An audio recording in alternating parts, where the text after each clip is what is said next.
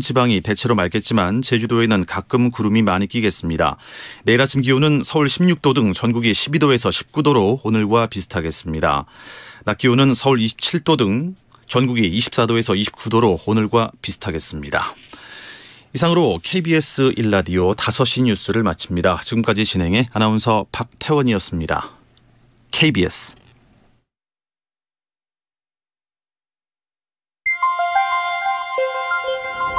대한민국 중심 채널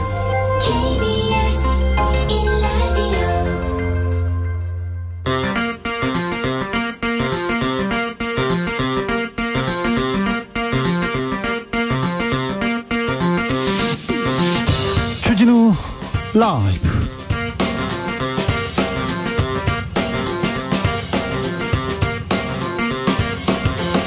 (2022년 9월 28일) 수요일입니다. 안녕하십니까, 주진우입니다. 윤석열 대통령의 비속어 논란과 관련해서 국민의힘이 MBC를 항의 방문했습니다.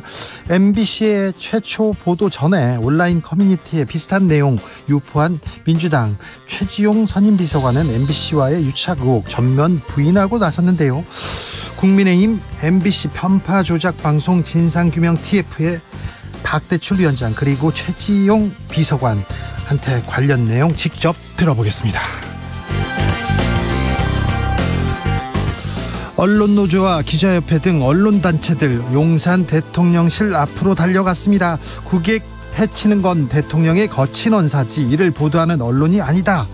윤석열 대통령은 국민에게 사과하라 이렇게 요구했습니다. 정원 유착인지 언론 탄압인지 주장이 팽팽히 맞서고 있습니다. 이번 논란 어떻게 봐야 할까요? 변상욱 대기자에게 들어보겠습니다. 오늘 하루 국민의힘과 이준석 전 대표에게는 유난히 긴 하루가 될 것 같습니다. 법원은 이준석 전 대표가 정진석 비대위를 상대로 낸 효력 정지 가처분 신청을 심리하고 있는데요. 잠시 후 7시에는 국민의힘 중앙윤리위원회 열리기도 합니다. 가처분 신청 결과는요, 이준석 대표 추가 징계 가능성은요, 김병민, 최진봉 교수와 예측해 보겠습니다. 나비처럼 날아 벌처럼 쏜다. 여기는 주진우 라이브입니다. 오늘도 자중차에 겸손하고 진정성 있게 여러분과 함께 하겠습니다. 다음 달 1일부터 10일까지 개천절과 한글날이 끼어서 연휴가 길어진다고 하죠. 황금 연휴라고 휴가 계획 세우는 분들 많습니다. 강원도 가고 싶다는 분이 많고요. 그리고 해외로 가고 싶어요. 그런 분들 중에서는 베트남, 태국, 일본도 인기가 높다고 하죠. 주진우 라이브는 연휴에도 변함없이 이 자리를 지킵니다. 생방송으로 여러분 곁에서 뉴스 전해줄 것을 약속합니다.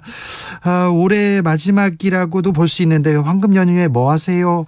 휴가 계획 있으십니까? 좀 알려주십시오. 그리고 나만 알고 싶은 여행지 있으면 알려주세요. 알려주면 다른 사람도 막 가는데 그래서 싫어요 그러면 또 그 옆에 두 번째로 좋은 곳 알려주셔도 됩니다. 샵9730 짧은 문자 50원, 긴 문자는 100원이고요. 콩으로 보내시면 무료입니다. 그럼 주진우 라이브 시작하겠습니다.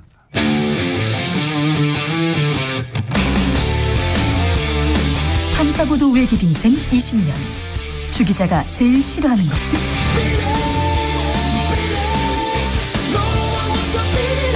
이 세상에서 비리와 부리가 사라지는 그날까지 오늘도 흔들림 없이 주진우 라이브와 함께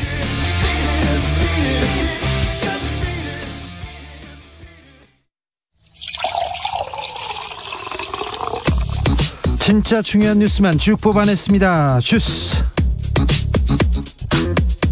정상근 기자 어서 오세요. 네, 안녕하십니까. 주진우 라이브는 경제부터 챙기겠습니다. 민생부터 챙깁니다. 환율 또 급등했습니다. 네, 어제 1420원 선에서 마감한 원달러 환율이 오늘은 장중 1440원을 넘어서는 급등세를 보이다가 1440원 턱 밑에서 마감했습니다. 계속 오릅니다. 네, 오늘 서울 외환시장에서 달러 대비 원화 환율은 전날 종가보다 무려 18.4원 오른 달러당 1439.9원에 거래를 마쳤습니다. 환율은 장초부터 4원 오른 1425.5원으로 출발했고요. 지속해서 우상향 곡선을 그렸습니다. 환율이 오르면 원자재값 상승합니다. 그럼 물가도 또 덩달아 오릅니다. 금리도 오르는데 불안합니다. 주가는 떨어집니다. 네, 오늘 코스피 지수가 2년 2개월여 만에 2200대 아래로 떨어졌습니다. 코스피는 전 거래일 대비 무려 54.57포인트, 2.45% 하락한 2169.29에 거래를 마쳤습니다. 요즘은 계속 신저가라는 말이 계속 나옵니다. 네, 삼성전자는 장중 52,500원까지 하락하며 52주 신저가를 경신했고요. 아니 삼성전자는 이재용 부회장 풀어주면 사면해주면 주가 오른다며요. 올라갈 거라며요. 계속 떨어집니다. 네, 코스피 시가총액 상위 10개 종목 중 삼성 바이오로직스를 제외하고는 모두 신저가를 갈아치우거나 떨어졌습니다.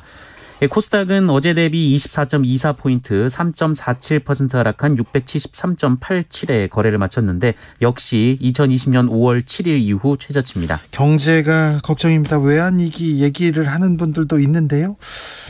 좀 자세하게, 좀 세세하게 보고 조금 대비해야 될 것 같습니다.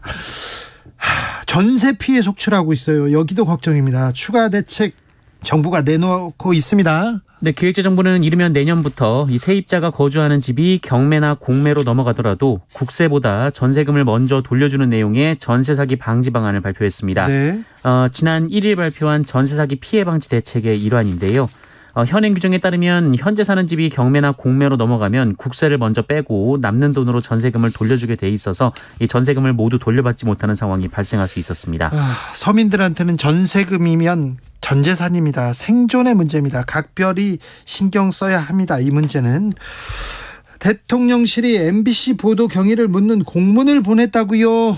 대통령 비서실이 윤석열 대통령 욕설 비속어 논란을 보도한 언론사 중 한 곳인 MBC만 콕 집어서 보도 경위를 상세히 밝히라, 이런 요구 공문을 보냈습니다. 네. 어제 MBC가 이 공문을 공개했는데요. 지난 26일 오후 6시쯤 대외 협력 비서관의 이름으로 보냈다고 하고요. 예.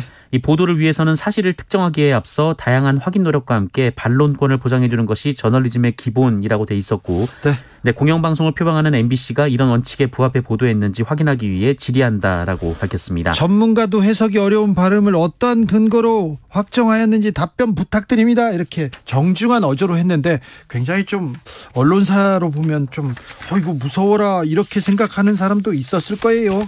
국민의힘은 오늘 의원들이 MBC 항의 방문했어요.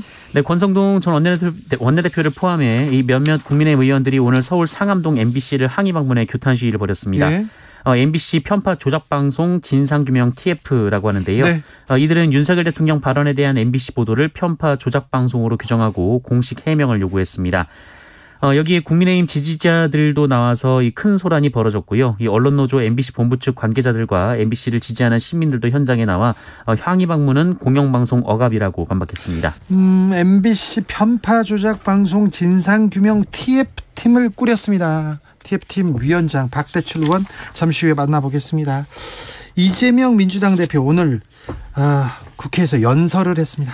네, 이재명 대표는 오늘 교섭단체 대표 연설을 통해 대통령의 영미 순방은 이 정부의 외교 수준을 적나라하게 보여줬다라면서 조문 없는 조문외교, 굴욕적 한일 정상회동은 국격을 훼손했고 전기차 차별 시정을 위한 인플레이션 감축법 논의, 한미 통화수합부 등 순방의 핵심 과제는 꺼내지도 못한 의제가 됐다라고 비판했습니다. 아울러 그 책임을 국민과 언론, 야당에 뒤집어 씌우려는 시도는 결코 성공하지 못할 것이다라고 주장했습니다. 개헌 얘기도 꺼냈습니다. 네, 이재명 대표는 오늘 개헌 특위 구성을 제안하면서 5년 단임제를 4년 중임제로 바꾸는 것, 결선 투표 도입, 국무총리 국회 추천제, 감사원의 국회 이관, 생명권, 환경권, 정보기본권, 동물권 도입, 직접 민주주의 강화 등을 개헌 과제로 제시했습니다. 네. 북한과 관련해서도 조건부 제재 완화와 단계적 동시행동을 제안한다라고 말했습니다만 이 북한의 그릇된 관행과 태도에는 단호하게 변화를 요구하겠다라고 말했습니다. 정진석 비대위에 대한 법원의 가처분 신문이 시작됐습니다. 네, 이준석 전 국민의힘 대표가 정진석 비상대책위원회의 효력 등을 정지해달라며 낸 여러 가처분 신청 사건 신문이 오늘 서울 남부지방법원 민사 51부에서 열렸습니다. 예. 이준석 전 대표 측은 본인이 나왔고요. 국민의힘 측은 김종혁 전주의 비대위원이 출석했습니다. 재판부는 양측 의견을 듣고 판단에 필요한 부분에 설명을 구하는 방식으로 신문을 진행했습니다. 3차 가처분은 당의 비상 상황 등을 구체화하도록 당원을 개정한 지난 5일 전국위원회 의결 효력 정지와 관련된 부분이고요. 네. 4차, 5차는 정진석 비대위 위원장과 비대위원들에 대한 효력 정지 등을 구하는 내용입니다. 네, 아무튼 여기에서도 결과가 나와도 또 가처분이 있을 거예요. 그러니까 언제까지 이 가처분을 국민들은 쳐다봐야 될지 참 상황이 그렇습니다. 이준석 전 대표 들어가면서 무슨 주술 얘기를 하더라고요. 네, 이준석 전 대표는 오늘 남부지방법원에 출석해 오늘 심리 과정에 대해서 이준석만 날리면 모든 게 잘 될 거라는 주술적인 생각을 볼 수 있는 심리였다라고 주장했습니다. 알겠습니다. 네, 주술적인 심리였다고요? 이화영 전 경기도 부지사가 구속됐습니다. 네, 킨텍스 대표이사인 이화영 전 경기도 평화부지사가 대북 경협 사업을 도와주는 대가로 쌍방울 그룹으로부터 억대의 뇌물을 받은 혐의로 구속이 됐습니다. 수원지방법원은 오늘 새벽 이 특정범죄가중처벌법상 뇌물 및 정치자금법 위반 등 혐의를 받는 이화영 전 부지사 그리고 쌍방울 모 부회장에 대해서 검찰이 청구한 사전 구속영장을 모두 발부했는데요. 어떤 혐의를 받고 있습니까? 네, 이화영 전 부지사는 쌍방울 사회이사직을 마친 뒤 경기도 부지사를 역임한 2018년 8월부터 2020년 1월 그리고 킨텍스 대표를 맡은 2020년 9월부터 올해 초까지 3년간 이 쌍방울로부터 법인카드와 외제차 등 이 차량 3대를 제공받는 등 뇌물 2억 5천여만 원을 받은 혐의를 받고 있습니다. 또 자신의 측근을 이 쌍방울 직원으로 허위 등재해서 임금 9천여만 원을 지급받도록 한 혐의도 받고 있고요. 아들도 이 쌍방울 계열사에서 직원으로 허위 근무를 하고 월급을 받았다라는 의혹도 있습니다. 오늘 한덕수 국무총리 기시다 일본 총리와 만났습니다. 네, 아베 신조 전 일본 총리의 장례식 참석차 일본을 방문한 한덕수 국무총리가 오늘 기시다 후미오 일본 총리와 만났습니다. 면담 시간은 약 25분이었는데요. 이 자리에서 한덕수 총리는 한일 양국은 가까운 이웃이고 민주주의 가치와 시장경제 원칙을 공유하는 중요한 협력 파트너라고 말했고요. 기시다 총리는요? 네, 기시다 총리는 윤석열 대통령과 국무총리를 비롯해 많은 한국의 여러분들로부터 수많은 정중한 조의를 받았다며 사의를 표명했습니다. 네. 이후 외교부는 브리핑을 통해 한덕수 총리는 강제징용 문제 해결을 포함한 한일 관계 개선 발전 방향에 대해 논의했다라고 밝혔는데요. 다만 구체적인 얘기는 오가지 않았다라고 말했습니다. 지난 7월 출생아 수가 역대 최저 기록했습니다. 네, 출생아는 줄고 사망자는 늘면서 인구가 자연 감소하는 흐름이 33개월째 이어지고 있습니다. 통계청이 오늘 발표한 7월 인구 동향에 따르면 지난 7월 출생아 수는 2만 441명으로 41명입니다. 2만 명입니다. 네, 지난해 같은 달보다 8.6%나 감소했습니다. 출생아 수는 2016년 4월 이후 76개월째 매달 동월 기준 최저치를 갱신하고 있습니다. 혼인 건수도 14,900여 건으로 1년 전보다 5% 줄어서요. 이 통계 작성 이래 동월 기준으로 가장 적었습니다. 지금 출생아 수가 이렇게 줄어들고 있습니다. 그리고 혼인 건수도 줄어들고 있습니다. 이보다 더 중요한 일은 없을 것 같은데 여기에 대한 대응을 해야 되는데 여기에 대한 또 대안도 내놔야 되는데 좀 안타깝습니다. 스토킹 범죄가 또 발생했어요. 또. 네, 대구 강북경찰서는 어제 북구 구구터널 인근에서 흉기로 이 고교 동창인 30대 여성을 여러 차례 찌른 혐의, 이 살인 미수로 30대 남성을 현행범으로 체포했습니다. 아이고. 피의자는 오전에 집을 나선 피해자를 쫓아가서 흉기를 휘둘러 중상을 입힌 것으로 조사가 됐는데요. 이 피해자는 병원으로 이송돼 수술을 받았습니다. 피의자는 앞서 25일에도 피해자의 집에 불을 지르겠다라고 협박한 것으로 드러났고요. 이 피해자의 가족에게도 전화를 걸거나 찾아가는 등 위해를 가한 것으로 전해졌습니다. 경찰은 피의자에게 스토킹 범죄 혐의를 적용하고 피해자에게는 스마트워치 등도 지급하려고 했으나 피해자 의사에 따라 실현되지는 않았다고 하는데요. 경찰은 스토킹 범죄에 대한 추가 수사 후 구속영장을 신청할 방침입니다. 구속해야죠. 스토킹 범죄 계속해서 일어납니다. 계속해서 일어나고 있었던 범죄를 우리가 지금 너무 안이하게 대응한 건 아닌가 그런 생각도 해봅니다.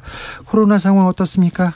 네, 오늘 코로나19 신규 확진자 수 36,159명입니다. 어제보다 3,200여 명 정도 줄었고요. 일주일 전과 비교하면 5천여 명 정도 줄었습니다. 수요일 발표 기준으로 12주 만에 가장 적은 수의 확진자가 나왔고요. 지난 일주일간 하루 평균 확진자 수도 29,569명으로 3만 명 밑으로 내려왔습니다. 위중증 환자는요? 위중증 환자 수 375명으로 다시 300명대로 내려왔고요. 사망자는 46명으로 어제보다는 20명 정도 늘었습니다. 주스 정상근 기자와 함께했습니다. 감사합니다. 고맙습니다. 나비처럼 날아 벌처럼 쏜다. 주진우 라이브.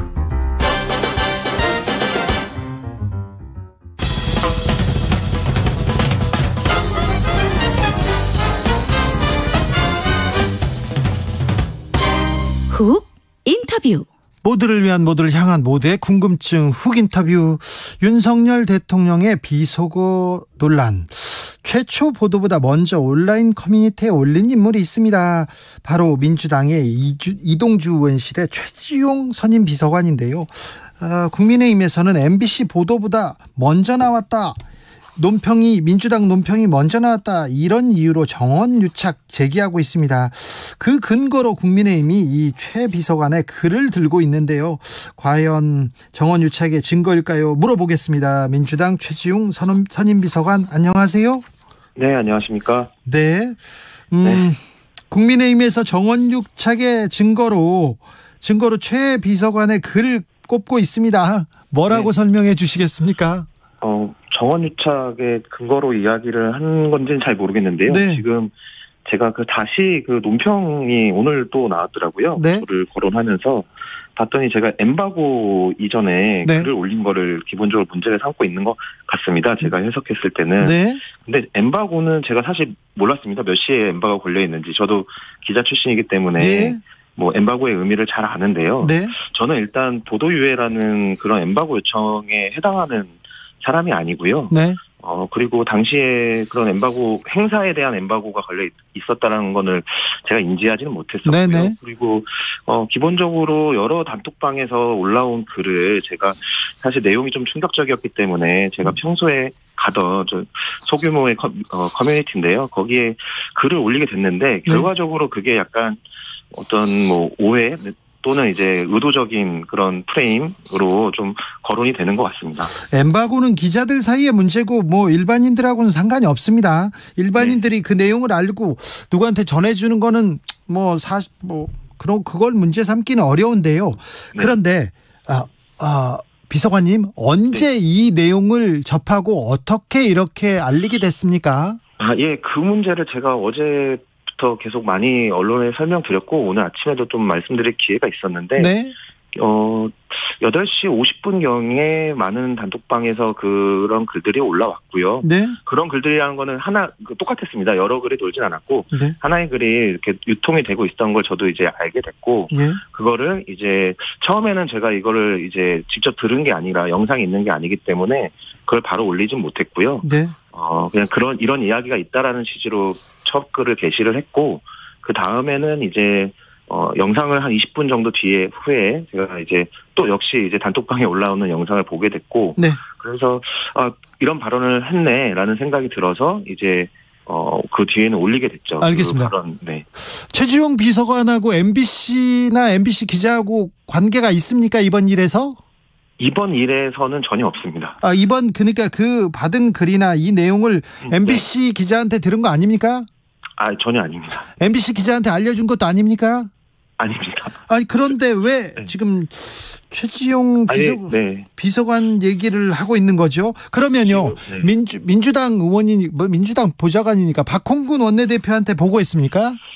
제가 그럴 수 있는 위치는 아니고요. 네. 그 당시에 이미 제가 받은 시점에 저도 이제 또 후속으로 취재를 해보니까 네. 알아보니까 이미 그날은 이제 정책조정회의였더라고요. 목요일이었어가지고 네.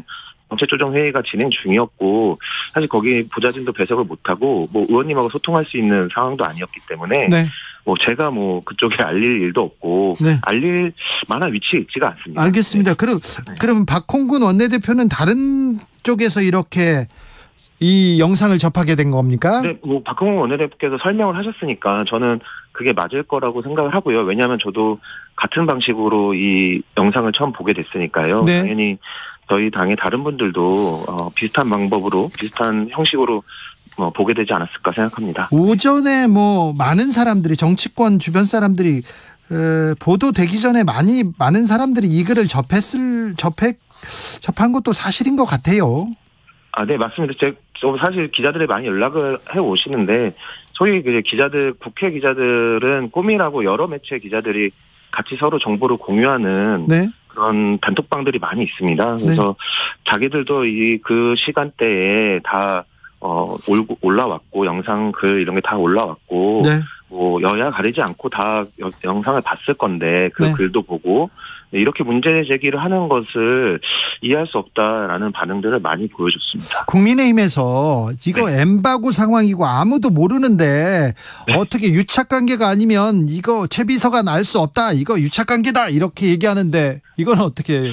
전혀 공감할 수 없고요. 그렇게 말하는 정말 그러시다면 정말 지금 뭐 저를 엠바고를 파기한 엠바고 상태에서 글을 게시한 걸 문제 삼는 것도 그렇고 뭔가 언론의 생태나 언론의 어떤 업무 방식이나 이런 것들에 대해서 정말 파악을 잘 못하고 계신 게 아닌가 이런 생각도 들고 그리고 뭐 제가 뭐 국민의힘 보좌진도 봤을 거다 이런 말을 언급을 하긴 했는데 저는 의원님들, 국민의힘 의원님들도 분명히 왜냐하면 생각해 보시면 이 여당 출입 기자들이 대부분 대통령실로 이제 근무지가 이제 변경이 됐습니다. 대선 끝나고. 그래서 여당 기자들이나 여당 보좌관들이 더 잘 알 텐데요. 네. 그리고 이제 뭐 의원 보좌진으로 있던 사람들이 이제 또 대통령실로 근무하기도 많이 하기 갔죠. 때문에 오히려 그쪽에서 저는 더 빨랐을 거라고 생각을 합니다. 자, 비서관님. 네. 국힘에도 아는 사람들이 있을 거 아닙니까?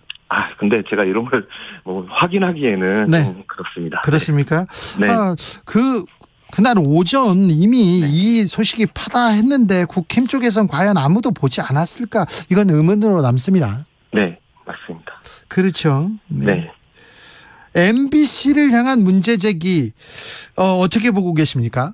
지금 근데 저는 뭐 제가 이런 논란에 사실 오게 된 것도 참 황당한 일이라고 생각을 하는데 뭐 그냥 제가 보는 바로는 사실 MBC와 유착에서는 지금 국민의힘도 한 발을 빼는 것 같은 느낌이고요. 그래서 자막 문제로 이제 점점 옮겨가는 것 같습니다. 그래서 오늘도 저한테 뭐 MBC와 뭔가 오늘 나온 논평을 보면 사실 그런 유착 관계를 잘 언급하시진 않아요.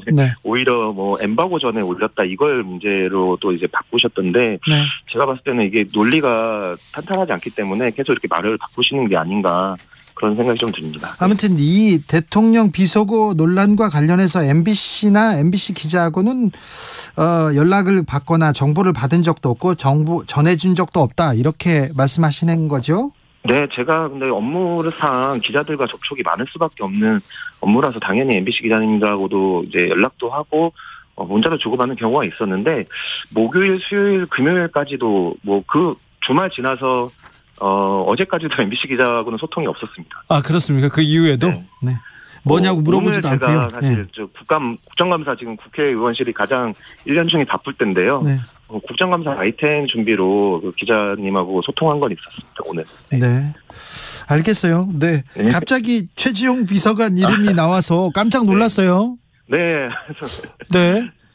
기자였는데 얼마 전까지. 그렇죠. 네. 언제 글로 가셨어요, 민주당에는? 예. 뭐 제가 미리 말씀을 못 드렸어가지고 죄송하고요. 제가 이번 21대 개원하면서 이직을 하게 됐습니다. 네. 청와대 출입 기자도 하셨잖아요. 예, 맞습니다. 문재인 대통령 초반에 제가 출입을 했었습니다. 네, 그런데 이게 대통령실에서 벌어지는 일들 어떻게 보셨어요? 이 일과 관련해서? 저는 사실 이게 사실관계를 확인하지 않았다. 이 맥락이 조금 이해가 잘 되지 않는데요. 네. 뭐 기본적으로 사실은 그 영상에 담겨 있는 게 사실이고요. 그 사실을 어떻게 언론이 판단을 할 것이냐. 그리고 그런 판단에 대한 대통령실의 입장. 대통령께서 나는 그런 말을 한 적이 없다. 이렇게 말씀을 하시더라도 그건 사실이 아니라 대통령의 주장으로 받아들여야 될 것 같고요. 만약에 그게 대통령이 나는 그렇게 말한 게 아니라 이렇게 말한 것이다 라고 했을 때 언론이 납득할 수 있을 만한 수준의 답변이었다고 한다면 아마 보도가 되지 않거나 아니면 언론의 판단과 대통령의 말씀이 같이 보도되지 않았을까. 오히려 그 대처가 14시간이나 걸려서 말리면이라는 걸 가져왔다는 게 조금 이해는 되지 않고 오히려 그게 가장 유사한 단어를 좀 찾으신 게 아닌가 그렇게도 좀 생각이 듭니다. 비서관님이 뭐 취재했으니까 이런 큰 일이 있을 때 이런 보도 나간다 하면서 대통령실에 또 입장을 물어보잖아요. 사실 확인을 하잖아요. 네, 맞습니다. 네. 근데 그때 좀 대답을 해줬으면 네, 뭐 그게 이제 대통령의 그 말씀을 뭐 확인하기 어려웠다 이런 얘기도 있는 것 같은데 이제 처음에 비보도 요청하면서 이게 공식석상이 아니었고 뭐 개인적 사적 발언이고 뭐 이렇게 했던 게 기자 관점에서 보기에는 저게 대통령실의 입장이구나, 이 발언 자체를 부정하지 않는구나, 이렇게 판단할 수밖에 없는 상황이었다고 봅니다. 알겠습니다. 얘기 잘 들었습니다. 네, 감사합니다. 민주당 이동주 원실의 최지용 선임 비서관이었습니다. 황금 연휴 어떻게 보내시는지 여러분들 많은 계획 세우셨군요. 4143님 황금 연휴요? 아들과 시골에 마늘 심으러 갑니다. 고구마도 캐고요. 지금 고구마를 수확할 계절이거든요. 마늘을 지금 심습니까? 지금 심어서 김장철에 씁니까? 그렇군요. 몰랐네요. 9628님 저는 가족들이랑 캠핑 가려고요. 요즘 캠핑장 잡는 것도 쉽지가 않아요. 그래도 이렇게 좋은 날 아이들과 불멍하다 오려고요. 진짜 이렇게 좋은 날, 가을은 진짜 금같이 귀합니다. 짧습니다. 그러니까 아이들과 잘 보내셨으면 합니다. 5944님 요즘 같은 가을날 문경세제 걷는 길 추천합니다. 일상에서 탈출해 좋은 시간을 보낼 수 있습니다. 문경세제요. 그렇군요. 3123님 북적북적한 인파를 피하고 판에 박힌 여행지가 지겹다면 제가 가족과 함께 방문했던 전북 부안군 고슴도치섬 위도 추천합니다. 위도를 고슴도치섬 이렇게도 말하는군요. 20km가 넘는 해안 일주도를 달릴 수 있고요. 해수욕장, 해안절벽, 치유의 숲이 있는 섬여행 종합 선물 세트라고 할 수 있습니다. 위도, 네, 아름답습니다. 위도. 2989님 휴일에 쉬지도 못하고 항상 뉴스 전해주셔서 감사합니다. 덕분에 뉴스는 주진우 라이브만 듣고 믿고 있습니다. 감사합니다 얘기하는데 저도 감사합니다. 교통정보센터 다녀오겠습니다. 유하영씨. 네, 퇴근길 정체가 늘고 있습니다. 서울 시내에서는 동부간선도로 의정부 방면 군자교에서 원룸 분기점까지 막히고요. 그 사이 이화교 부근 3차로에서 사고 났습니다. 조심하셔야겠고요. 고속도로는 경부고속도로 서울 방면 경기권 정체가 늘었습니다. 안성 일대에서 10km 막히고요. 기흥에서 신갈 분기점까지 어렵습니다. 도심에서는 양재에서 서초까지 정체입니다. 서해안고속도로 서울 쪽으로는 서평택 분기점에서 화성휴게소까지 14km 어렵고요. 이후로 용담터널과 금천을 앞두고 속도를 줄입니다. 영동고속도로 인천 쪽으로는 서용인 부근 5차로에서 사고 났습니다. 주의하셔야겠고요. 계속해서 군자 분기점부터 고속도로 끝지점까지 답답합니다. KBS 교통정보센터였습니다.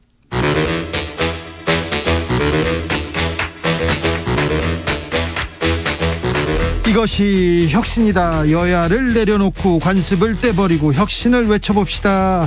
다시 만난 정치 공동혁신구역. 수요일 주진우 라이브는 정쟁 비무장지대로 변신합니다. 대한민국 정치를 위해서 날선 공방 환영합니다. 주진우 라이브가 지정했습니다. 여야 혁신위원장 두 분 모셨습니다. 천하람 국민의힘 혁신위원 어서 오세요. 예, 전남 순천의 천하람입니다. 최지은 민주당 전 국제대변인 어서 오세요. 안녕하세요. 최지은입니다. 네, 이번 주는 대통령의 발언 비속어 논란 계속되고 있어요. 이거 어떻게 보셨습니까, 최지은? 저는 이 발언 논란도 안타까운 일이지만 그 발언 논란 이후에 뭐 MBC가 문제다, 네. 언론이 문제다 이렇게 얘기를 하는 게 이 가래로 막을 걸 호미로 막다 그러나요? 호미로 막을 걸 가래로 못 막고 있습니다. 네, 그럼 일을 키우고 있는 오히려 지금 네. 한 번은 처음에 이게 실수였다라고 하면 끝났을 건데 네. 더 불필요한 일을 만들면서 오히려 저렇게까지 하냐 이게 보기가 더 안 좋은 것 같아요. 그래서 지금 여당이 점점 더 큰 수렁으로 빠져들고 있는 것 같고 왜 불필요하게 이걸 언론 탓을 하는지 근본적인 잘못은 대통령의 발언이고 태도라고 생각을 합니다. 전하람. 예, 저희도 보면 요새 MBC가 타지 않습니까? MBC의 과거에 이제 무한도전이라는 프로그램이 있었는데 거기 보면은 노홍철 없는 홍철 팀이 있었어요. 네. 요새 저희가 보면은 황교안 없는 황교안 당 같이 되고 있는 것 같아요. 네. 황교안 시즌2 찍는 것 같고요. 우선 저는 그렇게 봅니다. MBC에 대해서 항의한다. 왜 MBC에 대해서만 해요? 네. 다른 언론들은 왜 안 합니까? 140개 넘는 언론사가 바이든이라고 적었는데요. KBS, SBS 무시하는 겁니까 지금? 그래서 TV조선도 있습니다. 그럼요. 저는 그래서 이게 MBC 하는 건 적절하지 않다. 그리고 지금 보면 뭐 왜 이거 뭐 미국에 물어봤냐, 뭐 또 저희 당 일각에서는 국익을 위해서 이런 거는 뭐 보도를 자제하거나 조심해야지. 2022년 아니에요? 저희 대통령께서 유엔에 가셔가지고 자유를 위한 연대를 말씀하시고 있는데 국익을 위해서 언론 보도 자제해야 된다. 외국에 이런 거 물어보지 말아야 된다. 러시아나 중국이나 하는 거 아닙니까? 네. 저희가 자유를 위한 연대를 얘기하는데 이 자유에 언론의 자유는 포함이 안 되는 겁니까? 네, 안 되는 것 같습니다. 저는 좀 저희 대통령실도 좀 정신 차려야 된다고 생각하고 우리 여당도 대통령 무오류설에서 빨리 빠져나와야 됩니다. 대통령이 무슨 말 하면 다들 득달같이 달려들어가지고 서로 충성 경쟁하면서 심지어는 이 XX도 없었다. 이 사람이다. 라고 얘기하는 정도의 그 국회의원들을 보면은 저렇게 해야 좋은데 공천받고 정치권에서 꽃길을 걸을 수 있나 보다. 네. 제가 아직 각오가 부족하다. 뭐 그런 생각이 듭니다. 그렇죠. 네. 당에서 이런 얘기하면 혼날 것 같은데 전화람 윤리위로 가는 하이패스 같은 느낌이 들기도 하지만은 네. 근데 저는 그게 21세기 정당이라고 봐요. 아니 저희가 제왕적 대통령제라고 하면서 맨날 여야가 교체되면서도 나아지지 않는 거는 결국 여당 의원들이 본인이 국회의원이라는 거를 망각하고 대통령실 내지는 청와대 여의도 출장소 노릇을 하기 때문에 우리 정치가 한 발짝도 앞으로 못 나가는 겁니다. 공천권을 가진 사람들, 그 사람 눈치를 너무 보는 것 같죠. 그럼요. 네. MBC 편파 조작 방송 진상규명 태스크포스를 국민의힘에서 꾸렸습니다. 이건 어떻게 보세요? 이게 이제 제가 아까 말씀드렸던 황교안 없는 황교안당 같은 느낌이라고 말씀드린 건데, 이거 지금 그러니까 이게 그렇습니다. 이게 물론 제가 봐도 MBC가 너무 성급하게 바이든이라는 자막을 입힌 거 아니냐라고 문제 제기 정도까지는 할 수 있다고 봅니다. 저 여당이나 대통령실 입장에서. 근데 이게 MBC만 가지고 얘기할 거 아니라는 이미 말씀드렸고 애초에 이 논란이 나오고 나서 대통령실에서 외교적인 부담이 있으니까 보도를 좀 자제해달라라는 얘기를 했지 않습니까? 예. 외교적 부담이라는 얘기라든지 아니면 또 그 보도가 나오고 나서 한 3시간 있다가 이게 사적 대화다 이런 얘기를 한 걸 보면은 이 내용에 대해서 이게 바이든이라는 거에 대해서는 대통령실도 당시에 문제 제기를 별로 안 했던 거예요. 네. 그러니까 그런 걸 전체적으로 보면 이게 뭐 조작이나 왜곡이다라고까지 할 만한 일이 아니고 아까 말씀하셨지만 TV조선을 포함한 수많은 언론에서도 이걸 바이든이라고 썼어요. 네. 근데 왜 MBC에만 가서 그럽니까? 네. 뭐 아까 인터뷰한 최지용 선임 비서관님도 그렇게 얘기를 하셨지만 이게 정치부 기자라면은 다 이미 알만한 일이었고 뭐 MBC 기자는 그 여러 단톡에 돌았던데 뭐 있지도 않았다는 거 아닙니까? 근데 굳이 이렇게 MBC를 희생양 삼아가지고 이렇게 얘기를 해서 이게 MBC 탓을 할 것이 아니라 그냥 아주 처음부터 이거 발언 실수였고 앞으로 이러지 않겠다 뭐 이런 식으로 얘기를 했으면은 벌써 마무리되고 잊혀졌을 건데 앞으로 계속 이런 것이 이제 이어지면 이어질수록 대통령 지지율은 오히려 더 하락하지 않을까 이런 생각이 듭니다. 국민의힘에서 MBC를 편애하는 것 같습니다. 네, 그런 것 같습니다. 오히려 저 띄워주려고 하는 것 같고. 그러니까 물론 저는 이제 여러 가지 지점들이 섞여 있습니다. 저는 MBC도 편향성 논란이 일부 있다고 봅니다. 저도 MBC에 자주 출연합니다만은 유튜브 막 그 썸네일 같은 거 보면 저도 화들짝 놀랄 때들이 있거든요. 예. 근데 그 편향성이라는 것은 기본적으로 국민이 평가하시는 거고요. 만약에 그리고 민영화 얘기도 할 수 있습니다. 저는 할 수 있는 주장이라고 보는데 지금 이런 식으로 대통령한테 악재가 터졌을 때 그걸 보도한 언론에 대해서 민영화 이런 논의를 지금 타이밍에 하면은요. 네. 이거는 언론 탄압 프레임에 오히려 저희가 반대로 말려듭니다. 그러니까 어떤 주장을 할 때도 타이밍과 상황을 봐야 되는 거 아니겠습니까? 그래서 네. 저희가 원래 MBC 별로 안 좋아하고 MBC에 안 좋은 광우병 추억이 있고 이런 거와 이번 사안은 별개로 떼서 개별적으로 보고 논리적으로 얘기를 해야 된다. 저는 그렇게 생각합니다. 근데 이 개별적으로 보고 논리적으로 합리적으로 판단하는 목소리가 국민의힘에서 점점 줄어드는 것 같아요. 아무래도 지금 이제 정권 초고 또 대통령과 대통령실에서 어찌 보면 진상조사 게다가 이제 이 국익 이런 어떤 프레임을 이미 이제 설정을 한 것 아니겠습니까? 네. 그러다 보니까 여당도 당연히 어느 정도는 거기에 뭐 힘을 실어주려고 하는 것 같은데요. 근데 네. 아쉬운 거는 이럴 때일수록 당내에서 소장파 목소리가 어느 정도 나와줘야 됩니다. 저는 이번에 21대 국회죠, 지금이. 굉장히 실망스러운 부분은 저희도 그렇고 민주당도 그렇고 과거에 무슨 있었던 그 흔한 소장파 모임도 뭐가 있는지 잘 모르겠어요. 민주당에 그나마 조금 박해가 있었지만 사실상 와해가 됐고 저희 당도 뭐 좀 얘기하면은 또 친 이준석계다 이래가지고 다 목소리 막아버리고 그래서 아무도 지금 제대로 목소리를 안 내는 굉장히 좀 답답한 정당으로 되고 있는 것 같습니다. 그런 또 측면이 있어요.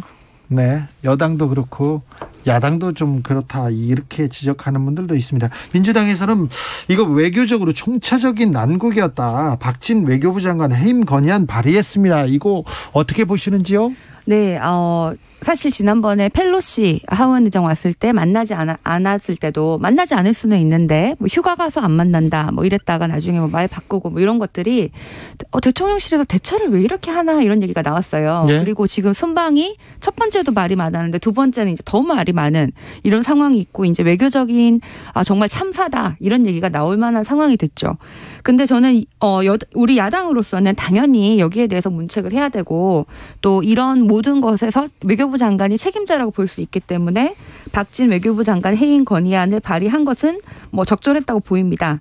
하지만 제가 사실 여기서 일하시는 분들한테 얘기를 좀 들어보면은 지금 일하는 사람은 박진 외교부 장관밖에 안 보인다고 그러거든요. 아, 그래요? 네, 그래서 정말로 사실은 박진 외교부 장관은 외교에 굉장히 경험이 많으시고 외교부 장관의 개인의 잘못이라고 보이진 않고 지금 책임을 져셔야 되는 자리니까 이런 걸 당한 것이지만 실제로 능력도 있는 분이시고 경험도 많은 분이신데 지금 외교부 장관의 개인의 문제가 아니고 사실은 이 발언을 한 것도 대통령이고 실수를 한 것도 대통령이고 그리고 심지어는 그 대통령실에 있는 그 의전 비서관 이런 분들도 뭐 굉장히 경험이 많으신 분들이 지금 인선은 됐다고 하는데 왜 이분들이 제대로 능력을 제대로 발현하지 못하나 이런 걸 보면은 이 전문가들이 자기 경험을 가지고 일할 수 없는 의사 구조가 있다든지, 네. 뭐 굉장히 뭐 수직적이라든지, 아니면은 이 사람들 말고 뭐 새로운 목소리, 뭐 비선이라고 하긴 그렇지만은 또 제3의 세력이 뭐 의사 결정을 하는 구조라든지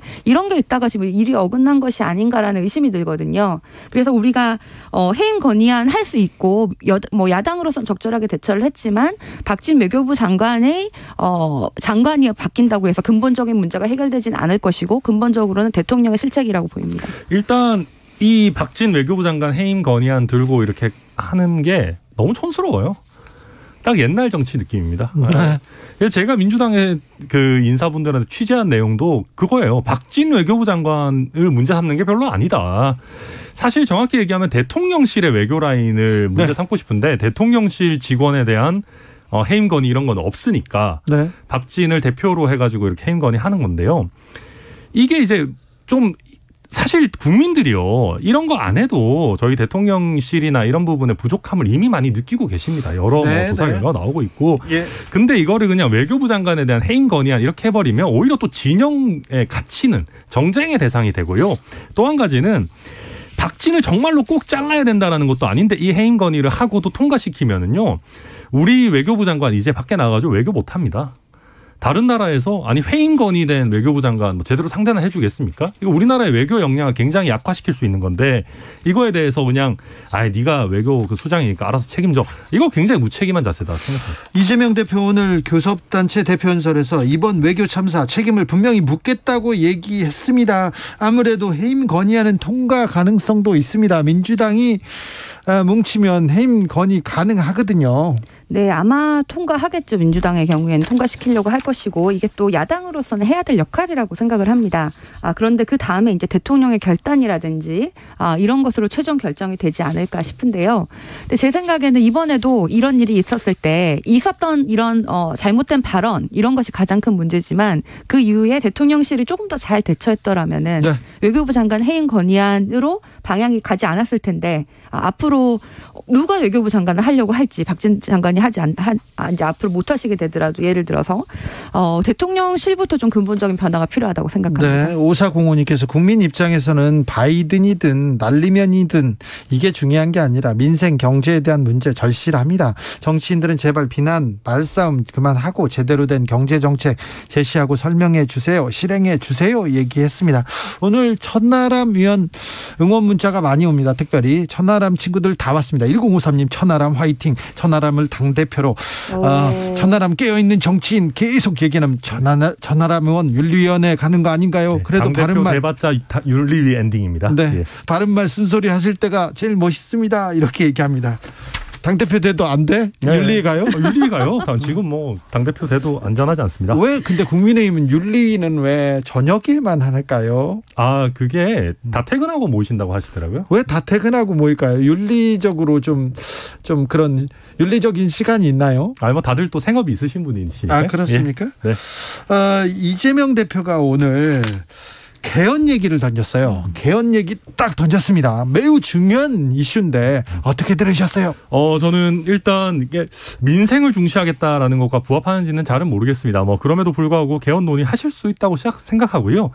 오히려 저는 그 대선 당시에 약속했던 정치 개혁 아젠다가 약화된 거를 조금 눈속임하려고 눈가림하려고 이런 거 던지신다고 생각해요. 그러니까 뭐냐면 김동연 지금 지사와 그때 단일화하면서 정치 교체, 네. 정치 개혁 얘기 많이 했는데요. 삼선 초과 연임 금지도 사실상 물러났고 그 외에 예를 들면 중대선거구제라든지 이런 부분들도 민주당 기득권 때문에 이거 추진하기가 쉽지 않습니다. 이번에 그래도 개헌하자라고 얘기한 내용 보면은 새로운 게 없어요. 다 과거에 나왔던 얘기들이고. 그래서 저는 이게 그냥 뭔가 정치 개혁을 하는 느낌적인 느낌을 내시려고 이번 타이밍에 던지신 거 아닌가 그렇게 보고 있습니다.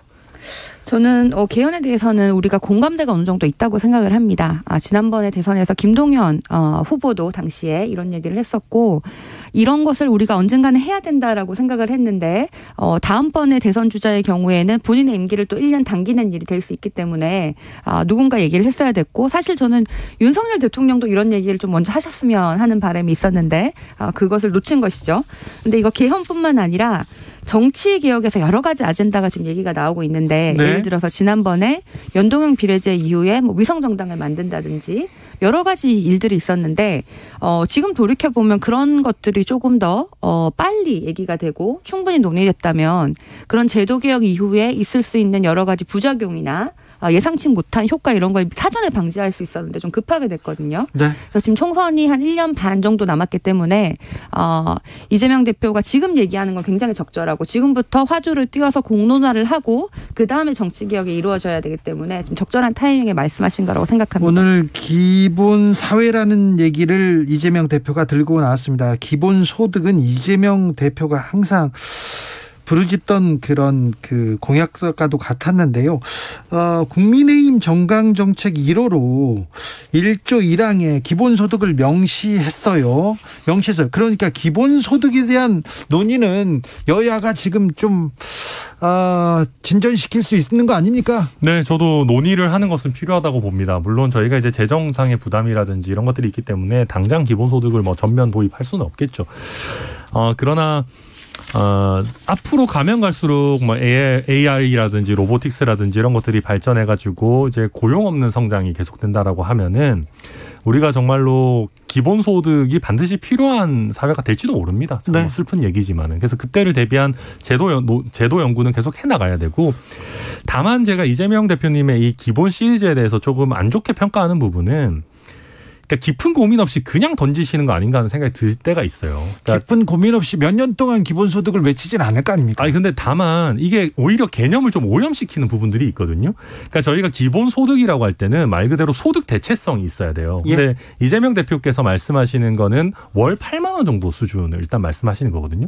이거는 기본소득이 아니라 그냥 기본수당, 좀 나쁘게 얘기하면 기본 용돈 같은 개념입니다. 그러니까 이런 거를 자꾸 기본 시리즈 라벨을 붙이게 되면은 정작 기본소득이라는 개념 자체가 흐려져요. 그리고 뭐 이미 하고 있는 현금성 복지에다가 자꾸 뭐 기본 타이틀을 막 붙이시는데 이거는 그냥 어찌 보면 그냥 뭐 정치적 라벨링이다. 저는 뭐 그렇게 보고 있습니다. 기본소득이라 하면 좀 더 줘야 된다. 어느 정도 소득은 인정해 줘야 된다. 네. 그리고 그거를 어떤 범위에서 어떻게 지급할지 재원 마련 어떻게 해야 될지 이런 부분에 대한 깊은 고민이 필요합니다. 지금 천하라면 일단 받고 더블로 갑니다. 자, 최지은.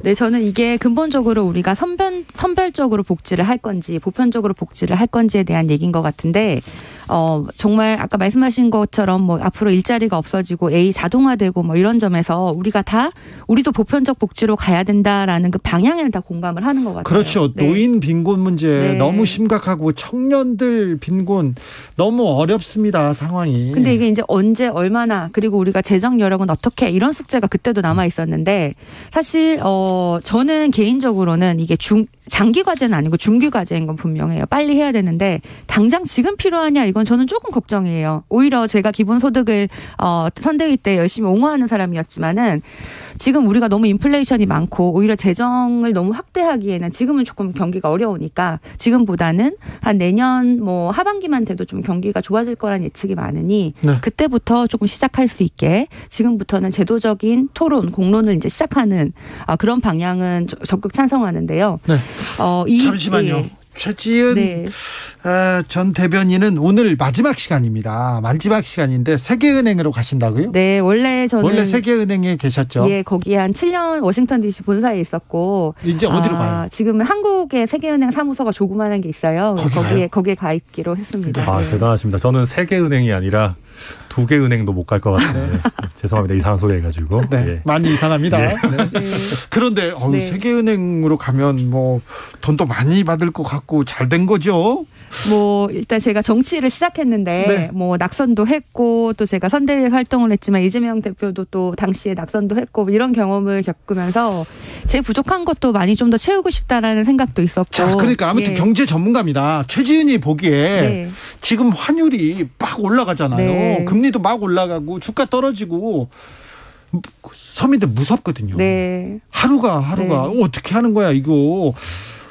원자재값 상승하고 우리 삶은 어떻게 되는가 걱정하는데 지금 매우 어려운 시기죠. 더 어려워집니까? 지금 굉장히 어렵고 아직까지도 지금 자산 시장만 뭐 이렇게 지금 뭐 주식 시장이나 이런 게 붕괴가 됐지 아직까지 실물 경제까지는 덜 왔다고 볼 수 있어요. 그래서 그럼 근데 뭡니까? 더 어려워질 수 있다고 생각을 하고 그럼에도 불구하고 한국뿐만 아니라 미국의 인플레이션이나 이런 게 얼마나 빨리 잡히느냐에 따라서 미국과 한국의 인플레이션이 물가가 좀 안정되면은 금리를 급하게 올릴 필요는 없거든요. 네. 그래서 물가만 안정되면은 내년 하반기부터는 좋아질 것이다라는 예측도 많습니다. 내년 하반기까지는 좀 견뎌야 된다. 근데 그걸 우리가 이제 물가를 보고 물가가 빨리 잡히면 특히 미국에 그러면 금리를 그렇게 급하게 올리지 않아도 되기 때문에 상대적으로 뭐 자산 시장에 대해서 위축이 좀 덜할 건데 이제 물가를 지금 계속 보고 이 물가가 얼마나 잡히느냐를 봐야 될 게 가장 중요한 지표라고 보입니다. 앞으로 이제 최지은 전 대변인한테는 국제 경제 환율이 그 서민들한테 미치는 영향 이런 거 물어봐야 되겠습니다. 네, 고맙습니다. 자. 천하람 의원, 국민의힘 혁신안 계속 나옵니까? 계속 나와야죠. 네, 예. 얼마 전에 나왔어요? 네, 그렇습니다. 저희가 이제 2호 혁신안, 3호 혁신안을 발표했는데요. 네. 2호 혁신안은 쉽게 얘기하면 그런 겁니다. 전과자는 국민의힘에서 어지간하면은 정치 못한다는 겁니다. 그러니까 벌금형까지는 원칙적으로 봐주고요. 네. 집행유예 이상의 전과가 있으면 공천 안 하겠다라는 것이고, 네. 그 외에 이제 파렴치 범죄라고 할 수 있는 뭐 음주운전, 무면허 운전, 뭐 성범죄 이런 것들은 예외적으로 벌금 전과만 있어도 공천 못 받게 하도록 하겠다. 이게 골자입니다. 아, 네. 어떻게 보셨어요? 저는 이런 방향은 굉장히 좋은데 좀 뭐 예를 들어서 뭐 음주운전 같은 경우에는 굉장히 많은 분이 실제로 지금 지난번에 공천받은 분의 15%인가요? 실제로 음주운전 전과가 있다 그래요. 그래서 뭐 실현 가능성 뭐 이런 거에 대해서도 조금 구체적으로 해야 될 것 같고 또 또 최재형 혁신위원장이 말씀하신 것 중에는 기초자격 평가 확대도 있었던 것 같은데 이런 것도 예를 들어서 왜 그동안 공직 후보자를 하기로 했으면은 그럼 국회의원도 해야 되는 거 아니냐 이런 것도 굉장히 적절한 것 같은데 근데 다만 국회의원의 그 뭐 다양성에 대한 대표성이라든지 실적을 시험으로 평가할 수 있느냐 시험이 과연 만능이냐 이런 거에 대해서는 좀 더 심도 있는 논의가 돼야 될 것 같은데요. 한편으로는 이런 기초자격 평가 확대가 결국은 이준석 전 대표가 만든 건데 이준석 전 대표가 지난번 선거 승리에 도움을 줬다라는 걸 또 다시 한번 보여주는 것 같기도 합니다. 그러니까 우선 그렇습니다. 이게 참 어려운 문제인데 일단 15%가 음주 전과가 있다는 거는 아닐 겁니다. 아마 이게 그 전과가 있는 공천자 중에 뭐 음주 전과 비율이 뭐 몇 프로 이런 걸 거고요. 우리 국회의원이 300명 중에 45명이 음주 전과가 있지는 않을 것 같고. 그다음에 이 기초 자격 시험 같은 경우는 그러니까 성적 순으로 뽑자 이런 건 아닙니다. 그러니까 뭐 성적 순 뭐 줄 세우고 우리가 뭐 고등학교도 아니고 그러면 안 되고요. 대신에 저희가 보면은 요즘 저희 당도 보면 그렇지만은 당원 당규나 헌법이나 저희 당의 기본적인 정책이나 이런 것도 잘 모르면서 정치하는 분들도 계시는 것 같아요. 그러니까 그런 거를 한번 보고 공부하고 최소한의 자격 시험입니다. 그리고 이게 우리가 예를 들면 또 그런 논쟁도 있었어요. 아니 한 번 당선된 사람이 국민에 의해서 평가받은 사람이 또 쳐야 되냐라고 하지만 또 쳐라. 왜 또 쳐야 되냐? 재교육을 받아라라는 겁니다. 그때 좀 꾸준히 공부하는 정당으로 가자라는 네. 기본적인 취지입니다. 재교육도 좋고요. 시험도 좋은데 좀 그만 싸웠으면 좋겠어요. 국민의힘. 그러니까 이제 기본적으로 알 거는 알고 헌법 정신에 대한 이해도가 높아져야지 덜 싸웁니다. 아니 국민의힘에서 싸우는데 이게 네. 국민을 위한 민생을 위한 싸움 아닌 거 알잖아요. 근데 언제까지 싸울 거예요? 몰라요, 저도. 네. 좀 덜 싸워야죠, 진짜로. 아니 그리고 정치인들이 정치로 해결 안 하려고 하잖아요. 그러니까 싸우는 거 좋습니다. 정치는 기본적으로 싸우는 거지만은 그렇죠. 의미 있는 싸움을 하고 뭔가 정말 좀 도움이 되는 싸움을 해야 되는 건데 지금 예를 들면 저희 당의 윤리위, 이준석 대표 징계, 그거 다음에 가처분 뭐 5번, 6번 다 쓰잘데기 없는 거지 않습니까? 그러니까 이준석 대표를 무리하게 이렇게 하려다 보니까 이런 일이 생기는 건데 이런 거는 이제 좀 그만해야 된다. 저도 그렇게 생각합니다. 네. 언제까지 그렇게 싸워야 되는지 또 맷집이 좋아야 정치를 하나 이렇게 생각합니다. 특별히 최지은 전 국제대변인, 우리 청년 대변인이었는데, 네. 앞으로 앞날을 좀 기대하고 또 건투를 빌겠습니다. 고맙습니다. 네. 잘 되겠죠. 경제 얘기도 자꾸 너무 막 영원히 정치계를 떠나시는 것 같은 느낌인데 그런 거 전혀 아니시잖아요. 그 민주연구원 부원장은 계속 하신대요. 아, 그래요? 네. 계속 하는 게 아니고 최근에 연락이 이제 해달라고 연락이 와서 하겠다고 이제 했고. 아, 이번에 또 민주연구원 부원장을 또 맡았어요? 그러니까 아직 공식 발표 생각은 아닌데요. 제가 땜박으로 깨서 죄송합니다. 제가. 저한테 공문 보내십시오. 그러니까 커뮤니티에다 보내고 항의 시위는 우리는 안 하는 걸로. 네. 네. 저는 그래서 정책 분야에서 네. 이게 정치 활동이라기보다는 네. 정책 분야에서 제가 잘할 수 있는 걸로 기여하고자 당원으로서 기여하고자 하는 마음입니다. 알겠습니다. 2020년 이렇게 양당이 공천 통과한 지역구 후보자 487명, 그러니까 민주당과 통합당 이렇게 다 봤는데요. 이 중 음주 전과자는 47명에 달했다는 거 전하겠습니다. 맞네요. 맞네요. 한 10% 되네요. 네, 아니 그러니까 근데 그 후보자들 그러니까 10%까지는 아닌데 맞네요. 10% 되니까. 네. 참 이렇게 전과 가진 분들이 자기도 이렇게 못 돌보면서 정치하시겠다고 하시는 분들 많습니다. 공동혁신구역 여기서 마무리하겠습니다. 천하람 최지은 천하람 감사합니다. 고맙습니다. 감사합니다. 최지은 대변인 잘 가시고요. 또 오세요. 고맙습니다. 감사합니다.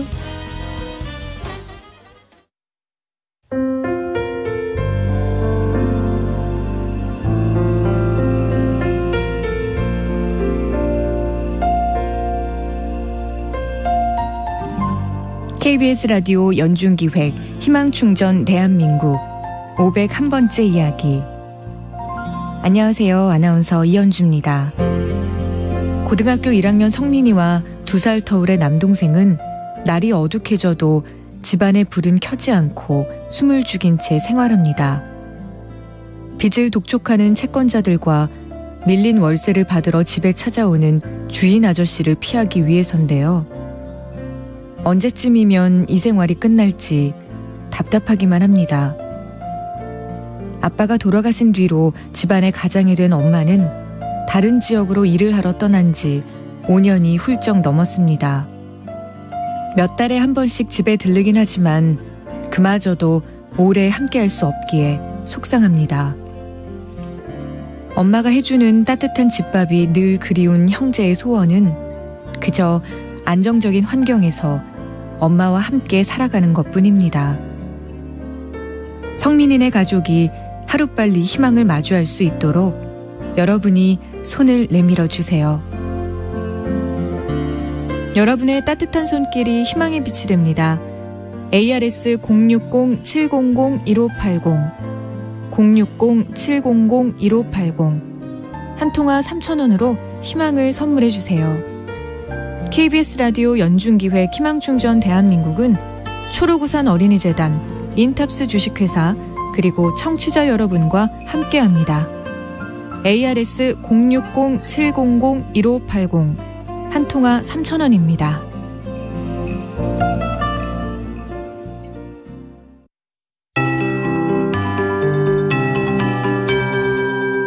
KBS 58분 날씨.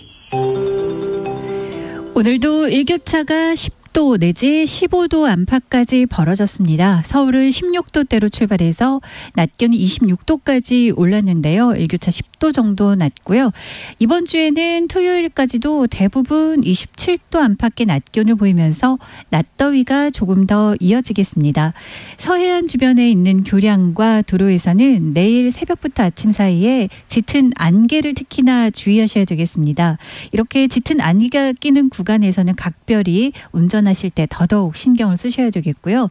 당분간 일교차도 크게 벌어지면서 아침 저녁으로는 또 쌀쌀하기도 하고 안개도 자주 드리워지겠습니다.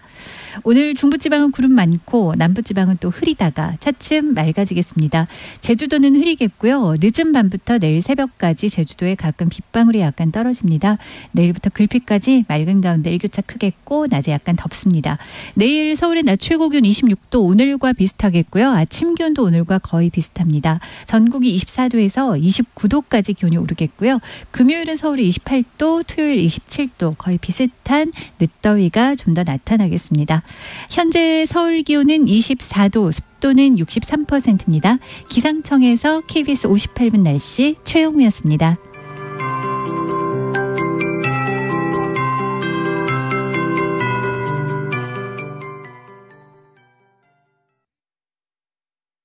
정성을 다하는 국민의 방송 KBS가 6시를 알려드립니다. AM 711kHz, FM 97.3MHz, KBS 1라디오입니다. HLKA.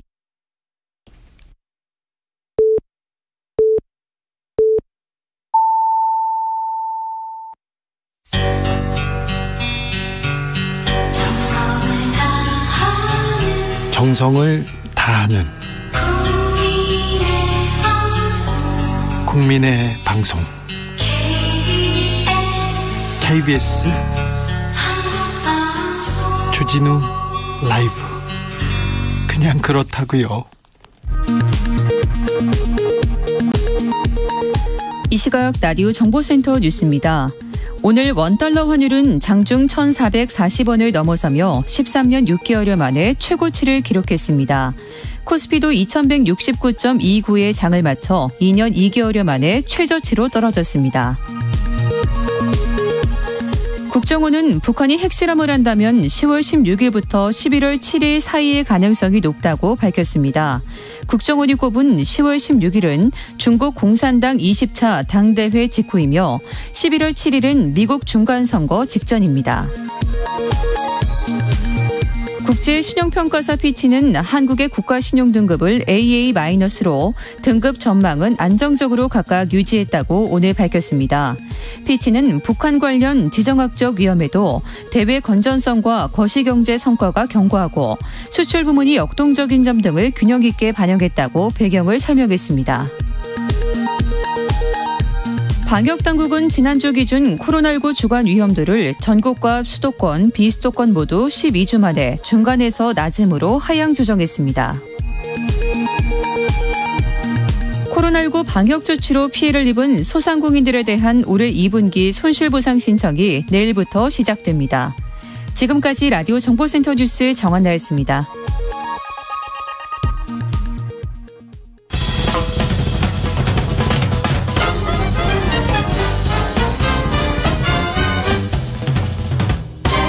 훅 인터뷰.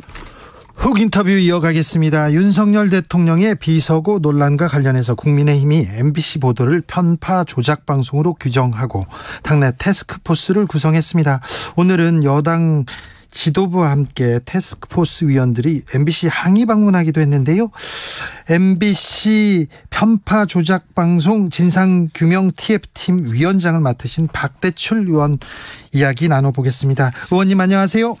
네, 안녕하십니까. 네, 태스크포스 위원장님이십니다. 네네, 뭐 그렇습니다. 오늘 MBC 항의 방문 가셨죠? 네. 어떤 내용 전하고 오셨습니까? 네, 이번 MBC가 그 공영방송의 본문을 망각하고 네. 확인되지 않은 사실을 왜곡 방송하지 않았습니까? 그러므로 인해서 국익에 큰 해를 끼쳤고요. 네. 그래서 그 부분에 대한 진상 규명을 하고 또 책임을 묻겠다는 네. 그런 의지를 밝히고 왔습니다. 오늘 특히 MBC는 네네 말씀하십시오. MBC는 또 이 지금 국민 재산인 전파를 이용해서 이게 지시를 추구해야 되는데 네. 특정 편에 있어서 이게 공영방송인지 진영방송인지 이런 헷갈릴 정도의 편파 보도가 지금은 점점 더 정도가 너무 심하다. 네. 이번에 문제가 된 그 뉴스가 얼마나 나쁜 뉴스인지, 네. 얼마나 국익을 해친 뉴스인지, 그런 자해 보도인지 이걸 자각해야 할 필요가 있다 이렇게 생각을 합니다. 오늘 박성재 사장 나와라 어딨냐 이렇게 외치는 모습 봤는데요. 네네. 근데 만나시고 오셨어요? 응원은 또 많이 받고 오셨습니까? 제가 그 판문의 진실을 알기 위해서 저희들이 MBC를 방문했는데 박 사장 얼굴을 보지도 못했고요. 어떤 경영진도 보지도 못했습니다. 아, 그렇습니까? 오히려 그 저희의 기자회견을 방해하는 그 노조 측의 어떤 방해만 받고 갔고요. 또 뭐 딱 또 또 외곽에서는 네. 주변에서는 또 이런 보수파일 또 애국 방송 뭐 이런 분들도 많이 와서 응원을 하는 그런 모습을 볼 수 있습니다. 알겠습니다. 확인되지 않는 내용을 가지고 보도했다. MBC가 문제다 이렇게 말씀하셨는데 네. 확인되지 않은 내용을 이렇게 거의 비슷하게 보도한 많은 언론이 있는데 왜 MBC가 문제입니까?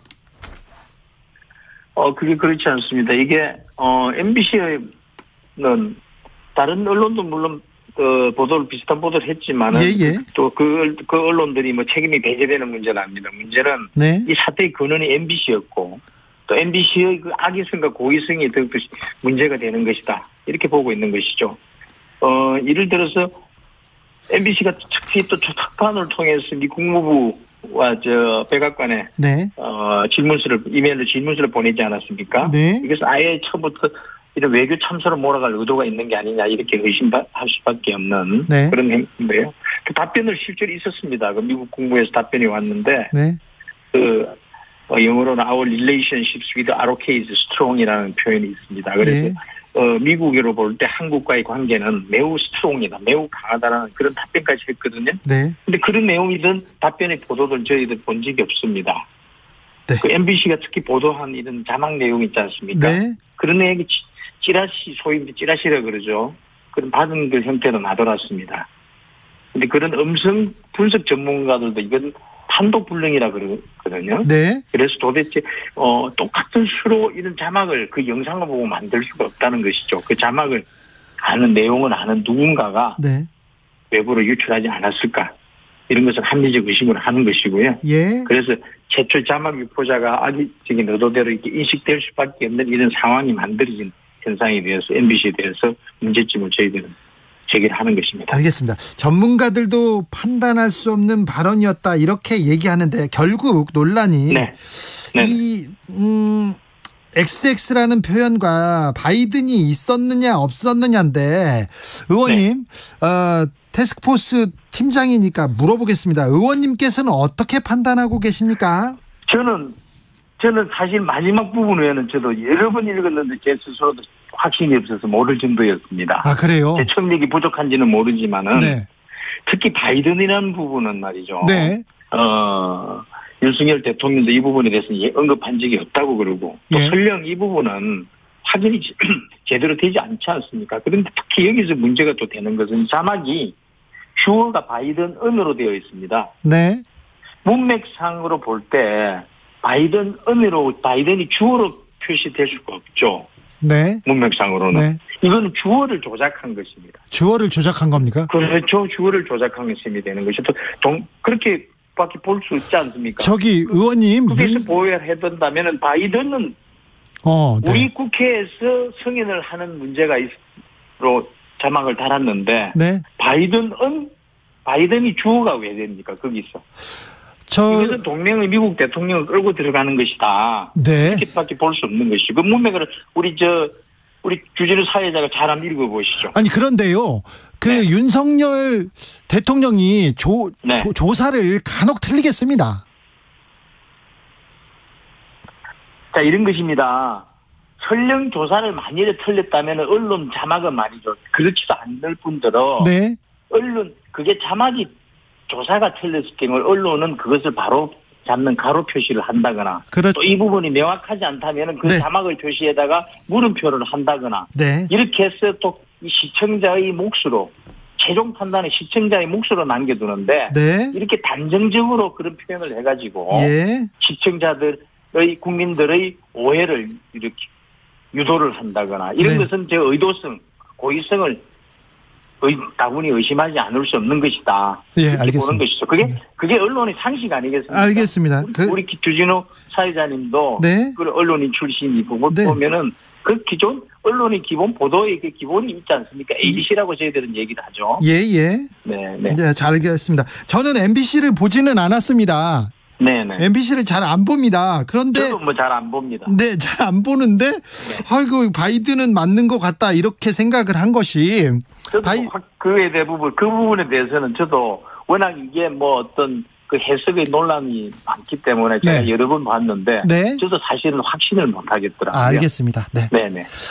그런데 대통령실에서 처음에는 국익 차원에서 보도하지 말아달라 이렇게 얘기하고 그리고 사적 대화였다 이렇게 처음에 그 입장을 내면서 바이든이라고 이게 다른 언론사도 다 따라서 바이든이라고 보도했지 않습니까? 네. 이건 조금 아쉬움이 있네요. 그리고 기존에 보면은 옛날 민주당계 대통령들도 네. 그런 X라고 표현하려면 그 비속어를 쓴 사례들도 많이 있고요. 아, 그래요? 그렇지 않습니까? 그리고 또 이게 혼자만 비슷하게 한 말 아니겠습니까? 예. 누구랑 정식 대화를 한 것도 아니고 네. 또 그럴 경우에는 또 이게 또 다른 오해나 이런 걸 피하기 위해서 그런 협조를 부탁하는 경우가 있는데 그 자체가 잘못된 것은 아닌가? 네. 저희들은 그렇게 생각을 합니다. 아무튼 협조를 구하고 불미스러운 일이 있었으면 유감을 표하고 빨리 지나가면 됐을 텐데 이 논란이 좀 수그러들지 않습니다. 그래서 좀 걱정입니다. 제가 이제 저도 마찬가지죠. 네. 이게 워낙 이 사안 내용이 이 보도의 내용 그리고 보도의 인한 이런 여러 가지 파장들이 너무나 이게 악의적이고 고의적으로 인해서 이 파장이 너무 큰 사안이 돼서 그걸 가지고 지금은 되돌리기 어려운 상황으로 만들어져 버리는 거예요. 아, 그렇습니까? 그런 게 되지 않았습니까? 아무튼 논란의 본질이 비속어보다는 이거 자막으로 조작한 거다. 그래서 지금 문제가 커지고 있다. 이렇게 생각하시는 거죠? 그 비속어라는 것은 말이죠. 그건 본질이 아니죠. 그거는 미끼죠. 대중을 선동하기 위한. 대통령이 미끼를요? 아니죠. 비속어라는 표현으로 논란의 본질을 본다는 그런 시각이 있지 않습니까? 그건 저희들은 그건 본질이 아니다. 대중을 선동하기 미끼로 보는 것이다. 이렇게 하는 것이고 본질은 오히려 이것은 외교 참사로 몰아가려고 했지만 실패한 보도 참사다. 또 그래서 이 조작된 자막을 통해서 이 동맹을 파괴하려고 한 그런 사건으로 이게 고의 의도했든 의도하지 않았던 그런 결과로 이어지게 되었다. 뭐 이런 부분에 대해서는 깊이 MBC 측도 생각을 해야 되지 않을까. 알겠습니다. 그렇게 생각합니다. 의원님, 한미 동맹은 공고하고 지금 작은 바람에나 이런 그런 문제에 따라서 좀 흔들리고 그럴 정도는 아니죠? 그건 물론입니다. 이런 사안으로 이렇게 흔들릴 수는 없죠. 아무리 특정 언론에서 한미 동맹을 흔들기를 시도한다고 해서 그렇게 크게 흔들릴 정도의 동맹이라면 지금까지 우리나라가 여기에 이런 위치에 와 있지도 않을 것이고 한미 간의 관계가 그렇게 지금까지 돈독하게 유지되지도 않을 것이라고 봅니다. 물론 그렇지만은 그것을 통해서 뭘 그렇게 우리의 국민들에게 호도된 여론을 만들어가고 또 그것을 조작하고 선동하는 과정 이것은 정도가 너무 심하고 지나치면은 방참이 어렵진 게 아니나 그런 이제 시각에서 봐주시면 될 것 같습니다. 알겠습니다. 국민의힘 또 대표적인 의원들 박대출 의원을 비롯해서 권성동 의원도 그렇고요. 많은 의원들이 MBC에 항의 방문하고 대통령실에서 MBC에 뭐 보도 경위를 묻는 공문도 보내고 또 국회 출석하라고도 얘기하고 그러면 MBC에서는 이거 언론 자유 침해한다 이렇게 유감스럽다 이렇게 얘기하는데 이 점은 어떻게 보시는지요? 이게 심지어는 언론 탄압이라는 그런 표현까지도 쓰던데 그렇게 언론 탄압할 힘도 의지도 없고요. 저희들은 그동안 MBC의 보도 행태들을 먼저 뒤돌아보는 게 먼저 아니겠습니까? 이런 광우병 개당, 매송송 구멍 타기라든지 이 샤드 전자파 튀김이라든지 천하는 음모론 이런 것들로 그동안에 어떤 언론이 앞장섰나 이런 데 대한 어떤 반성이나 그런 자각도 있어야 되지 않느냐 이렇게 생각을 합니다. 그리고 지난 5년 동안 되돌아보면 그렇지 않습니까? 오히려 언론을 급박한다고 표현을 일부에서는 쓰긴 하던데 야당도 그렇고. 근데 지난 5년 동안 문재인 정권은 어떻게 했습니까?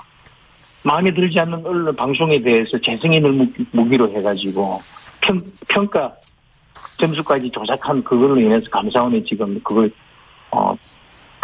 밝혀내고 또 그걸 지금 검찰 수사 단계에 지금 와 있지 않습니까?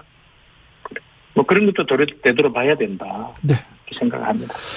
대표적인 윤핵관입니다. 좀 힘이 세다는 권성동 의원이 오늘 MBC 항의 방문한 자리에서 네네. 이렇게 국익을 해치는 선동 조작 방송하는 MBC 민영화를 통해서 국민한테 돌려줘야 된다 이렇게 얘기하면 이거는 굉장히 좀 MBC에서는 무섭다고 생각할 것 같은데요. 아닙니다. MBC의 민영화 문제는 그동안 늘 제기되어 왔던 것이고요.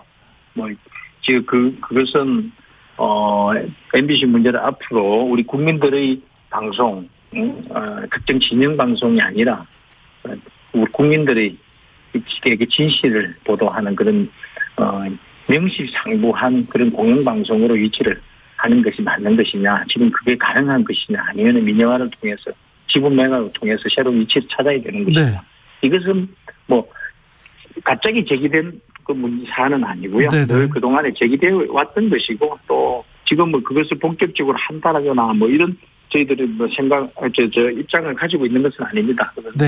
권성동 의원이 아마 그동안에 그에 대한 개인적인 의견을 아마 낸 게 아닌가 생각을 하는데 물론 앞으로 이런 문제를 포함해가지고 여러 가지 방안에 대해서 과연 MBC의 지금 MBC가 가질 수 있는 가장 지혜로운 길이 뭐냐? 네. 이런 부분에 대해서도 우리가 깊은 고민이 있어야 되지 않나 생각을 합니다. 알겠습니다. 하필 지금이 아니라 MBC 민영화는 옛날부터 지금 논의되어 왔다. 이렇게 이해하면 되겠습니까? 네. 그렇게 이해하시면 되고요. 네.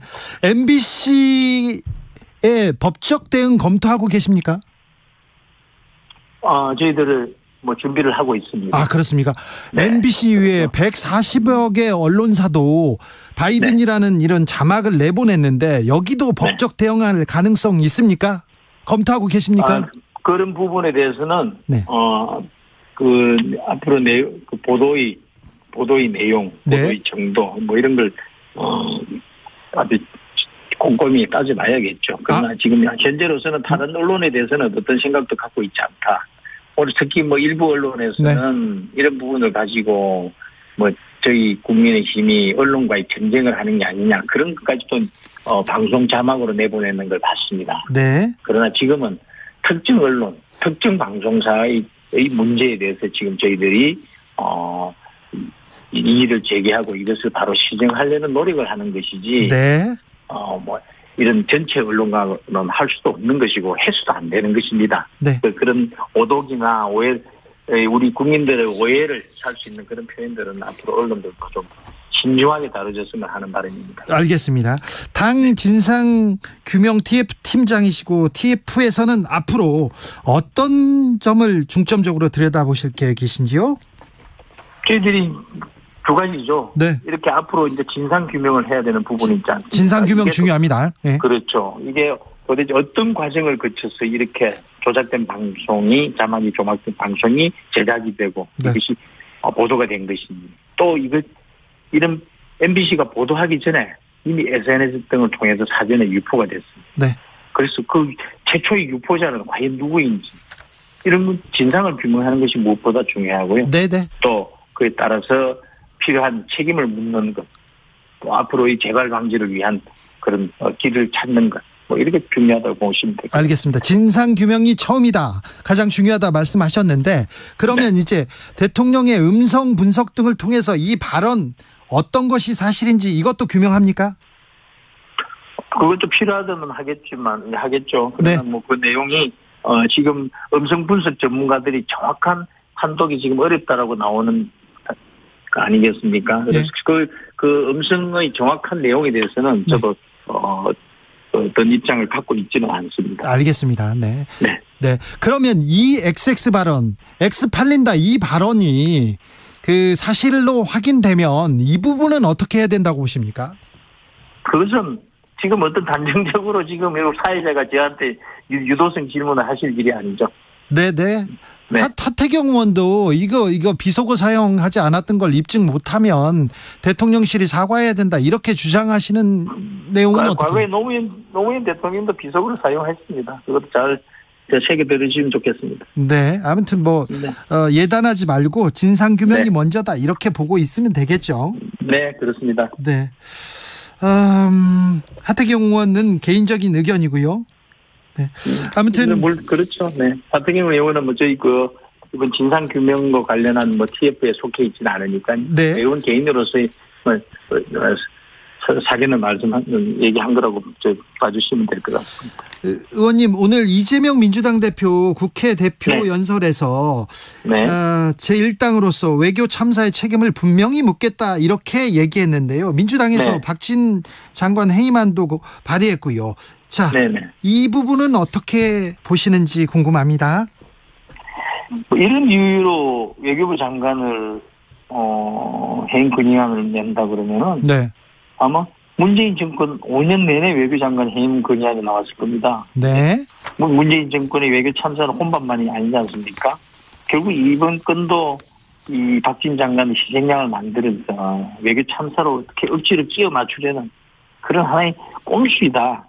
네. 저는 그렇게 봅니다. 그래서 이것은 이재명 대표가 오늘 교수단체 대표 연설에서 외교 참사에 대한 책임을 묻겠다고 말씀하셨는데 저희들은 단어가 빠졌다.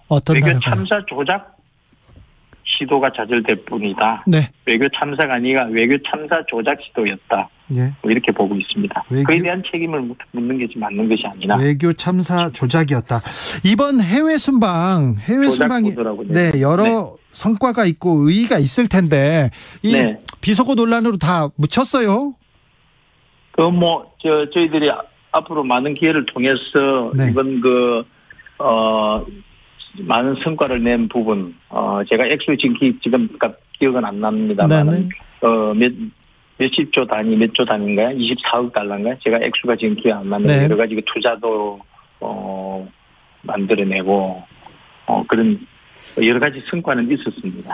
이번에 성과는 또 앞으로 우리 국민들에게 자세하게 소개해드릴 기회가 있을 거라고 봅니다. 알겠습니다. 외교 성과가 있었는데 지금 비속어 논란으로 외교 참사 조작으로 이렇게 외교 참사로 만들었다 이렇게 보시는 거죠? 어쨌든 대단히 바람직하지 못한 일이 계속되고 있어서 이런 명백한 진상이 밝혀지고 조만간 빨리 정리돼야 될 사안이 아닌가. 그래서 또 우리가 또 일상으로 또 할 수 있는 길을 찾아야겠죠. 알겠습니다. 그러니까 국민 한 사람으로서 빨리 진상이 규명되고 빨리 이 사안에서 벗어나기를 좀 바랍니다.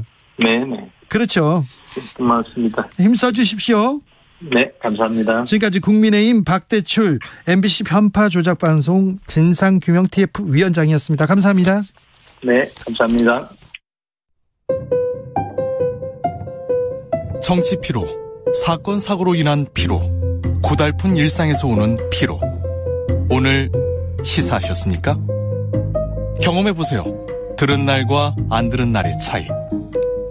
여러분의 피로를 날려줄 저녁 한 끼 시사 추진우 라이브.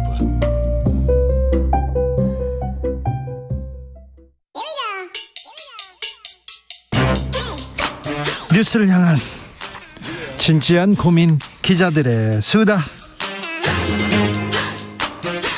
라이브 기자실을 찾은 오늘의 기자는 변상욱 대기자입니다. 어서 오세요. 네, 안녕하십니까. 잘 계시죠? 네. 예. 선배님이 20년째 하나도 안 변하시는 것 같아요. 그래요? 네. 아닙니다. 속으로 많이 골맞습니다. 속으로는요? 네. 겉으로는 이렇게 20년째 다행이긴 합니다만. 네, 그렇습니까? 네. 대통령이 해외 순방 가서 여러 일들이 많았어요, 지금껏. 그런데 이번에는 정말 전 국민이 듣기 평가를 하고 있습니다. 자, 어떻게 보이십니까? 일단 박대출 의원은 듣기평가, 수능 듣기평가 출신이 아니어서 저도 그렇지만, 저희 나이 든 사람들의 귀를 믿을 건 아닌데, 다만 좀 분명한 것은 바이든과 날리면 두 가지일 때 바의 비읍과 말리면의 미음은 완전히 다릅니다. 비읍은 무성음의 파열을 봅니다. 그렇죠. 파, 네. 파 이런 거죠. 무성음 나왔습니다. 예. 그다음에 미음은 유성음의 유음입니다. 네. 날 이렇게 되는 거죠. 그래서 비읍, 예, 밈. 성분 분석을 하면은 완전히 다른 모양의 파장이 나옵니다. 네. 근데 다들 잘 모르겠다고 전문가들이 그런다는 거는 내가 왜 죄송합니다. 비속어를 써서 똥물을 내가 왜 뒤집어 써야 됩니까라는 의미가 담겨 있는 거고요. 예. 그다음에 바이든이라고 할 때의 이제 모음을 보면 바이가 한 덩어리, 든이 한 덩어리에서 큰 바이 하나, 작은 든 하나, 두 덩어리로 나뉘는데 네. 날리면은 세 덩어리가 나와야 됩니다. 네, 네. 그렇죠. 그래서 그건 금방 보시면 알고요. 아무튼 제일 확실한 영상은 뉴스 반장이라는 유튜브 영상과 예. 그다음에 보수 매체죠. 펜앤드마이크 TV. 네. 여기 들어가 보시면은 분석이 돼 있으니까 보신 다음에 판단을 하면 충분할 거라고. 4101님께서 역시 앵커 출신 얘기합니다. 어우, 힘이 딱 있네요. 그런데 처음에 바이든으로 보도가 다 나갔지 않습니까? 140개 넘는 언론사에서 다 얘기했고 TV조선에서도 그렇게 얘기했습니다. 조선일보조차도 바이든을 특정해서 기사를 쓰고요. 미국 내에서 틀린 말은 아니다. 이렇게 조금 편을 들어주는 그런 보도가 나왔는데 외신도 다 그렇게 하고요. 그때 대통령실에서 국익 차원에서 보도하지 말아달라. 사척대하다. 이렇게 얘기하면서 바이든으로 이렇게 아예 거의 확실시 되는 바이든에 대해서는 의심하는 곳이 하나도 없었어요. 근데 그 다음날 바뀝니다. 어떻게 보셨어요? 그러니까 대통령은 사실 저는 여기서 외교 참사라고 하는 부분을 뭘로 보느냐면 대통령이 죄송합니다.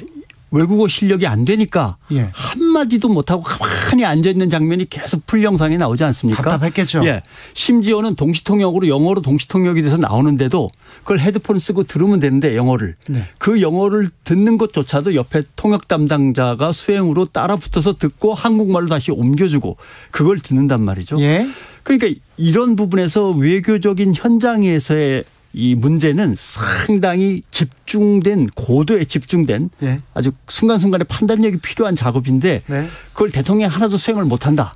그리고 이제 겨우 회의장을 빠져나오면서 이제 우리 장관들과 수행원들과 갑자기 카메라가 딱 나타나니까 이제 한마디 하죠. 아이고 말이야 그거 어떻게 될지 모르겠어 이렇게 한마디를 하셨는데 이렇게 문제가 됐는데 이게 이제 앞으로 계속 반복된다면 외교적 참사가 될 가능성이 크고요. 그다음에 대통령실의 문제는 항상 대통령실의 메시지는 일관되고 투명하고 그다음에 일사불란해야 됩니다. 누구에게 기자가 살살 꼬드겨서 물어도 항상 똑같은 답이 착 나오고 일관돼야 되는데 이렇게 뒤죽박죽인 거는 첫째 충성을 다해서 보필하는 사람이 없다. 아니면 정말 예전에 모 비서관처럼 아주 센시티브하면서도 날카로운 지적 능력을 갖고 있는 친구가 없다. 아니면은 사실이 그게 아닌데 둘러대다 보니까 자꾸 갈수록 꼬인다. 이 셋 중에 하나가 되는 거죠. 셋 중에 하나인데 어디로 보세요? 글쎄요. 저는 알 수 없습니다만은 국민들의 여론조사에서 대충 그런 것들은 잡혀 나오는 것 같습니다. 알겠습니다. 그런데 처음에는 바이든이었는데 갑자기 날리면이 됐다가 그 다음에는요. 이제 이게 본질이 아니다. 막말이 본질이 아니고 이게 MBC가 문제다. 언론이 문제다. 이렇게 해서 진상조사가 필요하다. TF팀까지 꾸렸습니다. 계속 굴러갑니다. 이 점은 어떻게 봐야 됩니까? 그 점은 저는 이렇게 봅니다. 분명하게 얘기를 드리면 이것은 국회에서 여와 야가 함께 방송통신을 관장하는 상임위원회하고 그다음에 외교 문제를 관장하는 상임위원회하고 함께 모여서 필요한 사람을 불러가지고 따져 묻고 음성 전문가들을 불러서 분석한 자료를 갖다가 복수로 받아보고 체크하고 이렇게 해서 궁금하면 해결하면 되는 거지. 거리로 국회의원들이 나가서 시내버스 타고 전속버스 타고 와가지고 외치고 간다든가 거기에 보수 집회 그다음에 진보 집회가 막 엉켜가지고 국민들이 항상 이 혼란상을 지켜봐야만 한다는 건 더 문제가 되는 거고요. 하나 제일 걱정되는 것은 벌써 외신들이 그런 보도를 조금씩 내놓고 있습니다마는 대통령이 국회를 비난하는 거는 어느 나라 대통령이든지 다 하고 싶은 거예요. 정말 저 속 썩이는 인간들 말에 걸핏하면 발목 잡고 누구든지 다 국회를 욕하고 싶어 하죠. 화장실에서는 하겠죠. 많이. 예. 어디나. 윤 대통령이 그거 했다고 해서 당나라 총리나 뭐 대통령들이 뭐라고 할 사람은 없습니다. 예. 아유, 나도 그래. 서울은 사실 나도 그래. 이렇게 할 건데 문제는 대통령실이 어떤 언론사에 위협적인 공문을 보낸다든가 여당 의원들이 몰려가서 나와라 사장 나와라라고 한다든가 민영화시키겠다. 예, 뭐 갑자기 그 소유 지분 구조를 갖다 바꿔버리겠다 이런 식으로 나오는 것은 누가 봐도 언론 탄압으로 비춰질 가능성이 크고요. 예. 국회한테 할 말한 대통령이라는 이미지와 언론 탄압을 해서 언론을 갖다가 이리저리 통제하려고 하는 권위주의적인 대통령이라는 이미지와 이것이 앞으로 국제 외교 무대에서 윤 대통령에게 대한민국에게 더 어느 게 유리하고 불리하겠는가를 따지면서 행동을 해야 되는데 그렇죠. 너무 직자적으로 감정적으로 대응하는 것은 아니라고 보는 거죠. 사실 말 실수가 있을 수 있어요. 네, 대통령도 실수할 수 있고 그렇죠. 뭐 본심이 나왔다고 할 수도 있는데 여기에서 이렇게 거기에서 문제를 풀고 갔어야 되는데 사실과 다른 보도 얘기하면서 진상을 밝히겠다. 진상을 규명한다고 했는데 진상을 가장 잘 알고 있는 사람이 진상을 규명하라고 하면서 이게 꼬이기 시작합니다. 그렇죠. 되게 그렇거든요. 이게 이제 어떤 사건 수사에서 음성이 중요한 단서가 될 때 그 음성이 잘 안 들리거나 희미하거나 하면은 지문을 분석하듯이 성문 분석을 합니다. 네. 성문 분석을 할 때 제일 중요한 사람은 당사자입니다. 네. 본인만이 자기의 톤이나 그때의 상황을 제일 잘 알고 있기 때문에 근데 본인이 제대로 기억을 못한다 그러면은 가장 가까운 사람 부인과 형제 그리고 자녀들을 물어봅니다. 네. 아버지의 이 발언이 지금 뭘로 들리냐. 네. 근데 지금 물어볼 수 있는 사람은 본인밖에 없거든요. 네. 그리고 가장 옆에 있었던 외교장관. 네. 뭐 요 정도인데 근데 이게 희미하면 모를까. 너무 뚜렷해요. 뚜렷하게 나왔으니까. 국민들이 다 들었어요. 국민들이 MBC를 다 보고는 거 아닙니다. 그런데 국민들이 다 들었어요. 들었단 말이죠. 그런데 국민 61.2%는 바이든이 맞다. 그다음에 26.9%가 날리면이 맞다. 이렇게 나왔기 때문에 이게 지금 넥스트 위크 리서치 조사입니다마는 이 상황에서 이것을 어떻게 뒤집고 해명을 하실지는 제가 참 난감하다고 해명이 아니라 지금 언론이 잘못했다고 하지 않습니까? 언론이 잘못했다고. 네, 그래서 MBC가 언론이 잘못했다고 하는데 그런데 언론이 잘못했다고 안 하면 이 문제가 계속 갈 것 같아요. 싸움을 멈추지 않을 기세여서 걱정입니다. 네. 근데 이제 왜 M본부만 이렇게 타겟으로 잡아가서 계속 그러느냐라고 하면 지금 여권에서는 다른 상당수의 언론사는 세미 얼라이언스 준 동맹 관계라고 믿고 있는 거예요. 그래요? 예, 맨 처음에 다들 보도하니까 할 수 없이 보도했지만 시간이 지나면서 슬금슬금 다 묻어줄 수 있는 언론들이라고 생각하는데 문제는 MBC. 그다음에 약간의 지상파 방송사와 몇 개의 신문사들. 네. 이게 이제 타겟이 되는 거죠. 그래서 여기서 눌러놓고 가야지. 이번엔 밀리지 말아야지. 정말 길어진다. 싸움이 이렇게 생각을 해서 집중적으로 일단 MBC를 먼저 맨 처음 보도했다라고 하는 것을 이유로 해서 계속 누르고 있는 걸로 보이는 거죠. 초장에 정리하지 않으면 이거 커진다 이렇게 얘기하나 이렇게 생각하는 것 같습니다. 변상욱 기자님이 말씀하신 여론조사는요. KBC 광주방송과 UPI 뉴스 의뢰로 지난 9월 26일 7일 이틀간 만 18세 이상 휴대전화 가입자 1000명 대상으로 했습니다. 자세한 내용은 KBC 광주방송 그리고 넥스트 위크 리서치 홈페이지 확인하시면 됩니다. 네, 저희는요 공정하거든요. 공정하게 방송하시는군요. 0328님께서 그냥 실수했다 앞으로 조심하겠다 하면 끝났을 일을 온 국민 며칠째 피곤하게 합니다. 누구나 막말할 수 있습니다. 본질은 말실수 아닌가요? 제발 좀 실수 인정하고 좀 마무리하자고요 얘기합니다. 나노야님께서 변상욱님 보기만 해도 기분 좋아져요. 아시는 것도 많고 말씀도 잘하시고 말하는 것도 아는 것도 많고 말도 잘하고 먹고 싶은 것도 많을 것 같죠. 네, 참 멋쟁이입니다.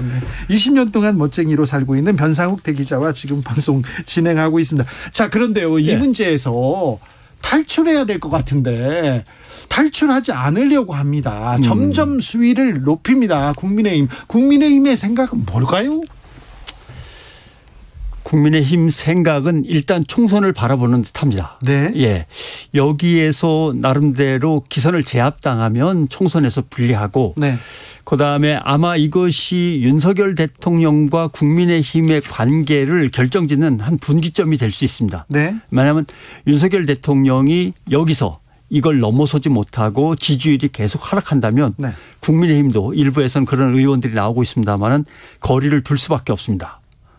그런 부분. 네. 그다음에 또 하나의 문제점은 윤석열 대통령이 여기서 이 고비를 넘기지 못하면 차기 총선에 공천에 관여하기는 정말 불가능해집니다. 아, 그래요? 왜냐하면 지금 사실 우리는 대선을 거치면서 윤핵관이라는 존재들에 대해서 상당히 주목을 했었는데 네. 그 윤핵관이라는 존재가 일단 해산되면서 윤석열 대통령은 당정 간의 어떤 소통과 공조를 위해서 국민의힘 안에 자기의 정치적 세력을 교두보를 확보하고 심는 것이 지금 가장 급선무인데 네. 그걸 지금 못하고 있는 거죠. 그런데 이 고비마저 윤석열 대통령이 넘지 못하면 그게 무너집니다. 그러면 국민의힘 내부에 윤석열 대통령을 도와서 당정 간의 컨트롤을 갖다 담당할 만한 세력이 없어지거든요. 네. 그러니까 나름대로 윤석열 대통령을 지지하거나 보필하는 입장에서는 이 고민을 어떻게든 함께 넘겨야 됩니다. 네. 그러면서 이걸 갖다가 이제 발생학적 오류라고 하는데 뭐라고 할 수 있냐면 좌파 방송에서 나온 거라 어차피 뻔한 거야라고 이제 몰고 가는 거죠. 제가 하나 퀴즈를 한번 내면 이렇게 되는 거죠. 진보 보수의 대결로 가는 게 낫냐, 좌파 우파의 대결로 가는 게 낫냐. 근데 누군가 저에게 네. 당신 진보요 그러면 좀 그렇죠? 이렇게 대답할 수 있는데 당신 좌파요 그러면 좀 그렇죠? 안 되죠. 네. 그러니까 진보 보수의 대결로 가는 것보다는 좌파 우파의 대결로 가면 우파라고 대답하는 사람이 넓어지고 범주가 커지죠. 예, 좌파가 작아지는 거거든요. 결국 네. 총선을 앞두고 진보 보수의 구도보다는 좌파 우파의 구도로 가려고 이제 하나씩 작업들을 하면서 계속 MBC는 각성하라가 아니고 좌파 언론 MBC라고 앞에 자꾸 단서를 붙이면서 나가는 거죠. 네. 그래서 좌파라는 얘기가 나오는군요. 그래서 이야기가 자꾸 길어지고 있는 겁니다. 네. 미국에서는 별 내색하지 않습니다만 좀 이번에 우리 대통령과 외교부에서 보여준 내용은 좀 실망스럽습니다. 외교적 리스크라고도 볼 수가 있는데 좀 정비해야 될 것 같아요. 어떻게 정비하고 어떻게 나아질 수 있을까요? 일단 대통령이 말씀을 좀 줄이셔야 되고 그다음에 같은 말씀을 계속해서 반복하시면 됩니다. 네. 짧게 요점만 추려가지고 그 외의 말은 하면 안 됩니다. 그런데 그분이요. 천성이 말이 많습니다. 그거 다 페이싱 효과라고 하는데 검사들이 얘기하는데 가장 말이 많은 검사 중에 한 명이었다고 합니다.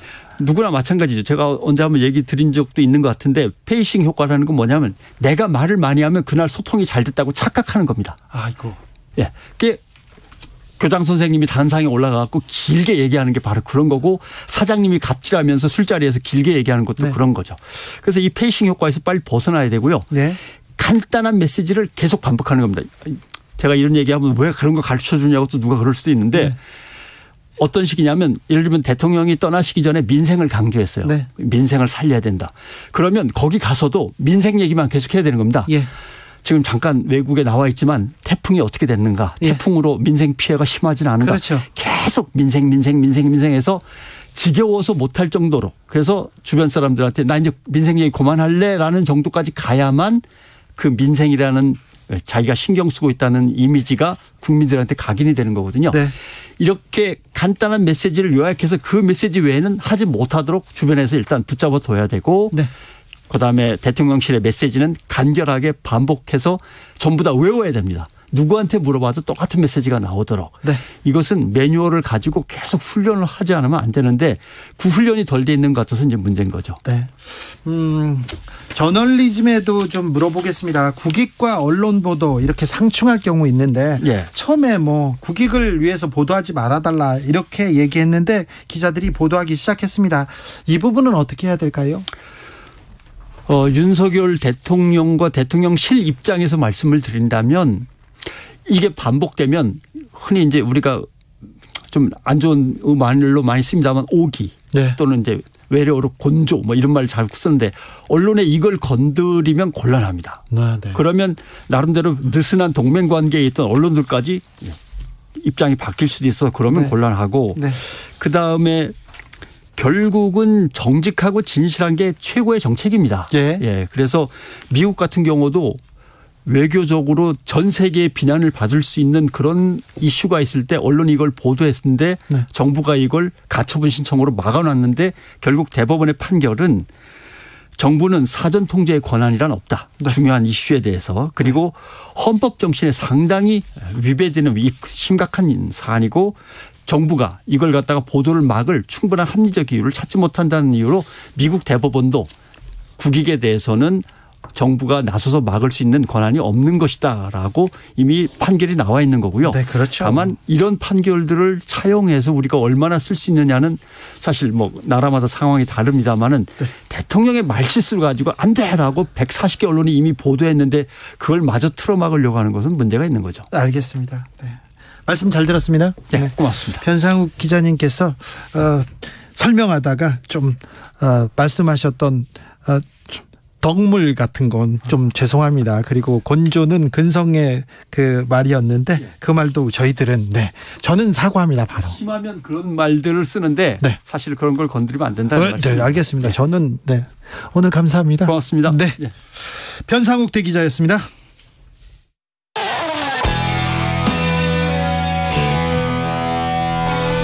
스치기만 해도 똑똑해진다. 드라이브 스루 시사 주진우 라이브.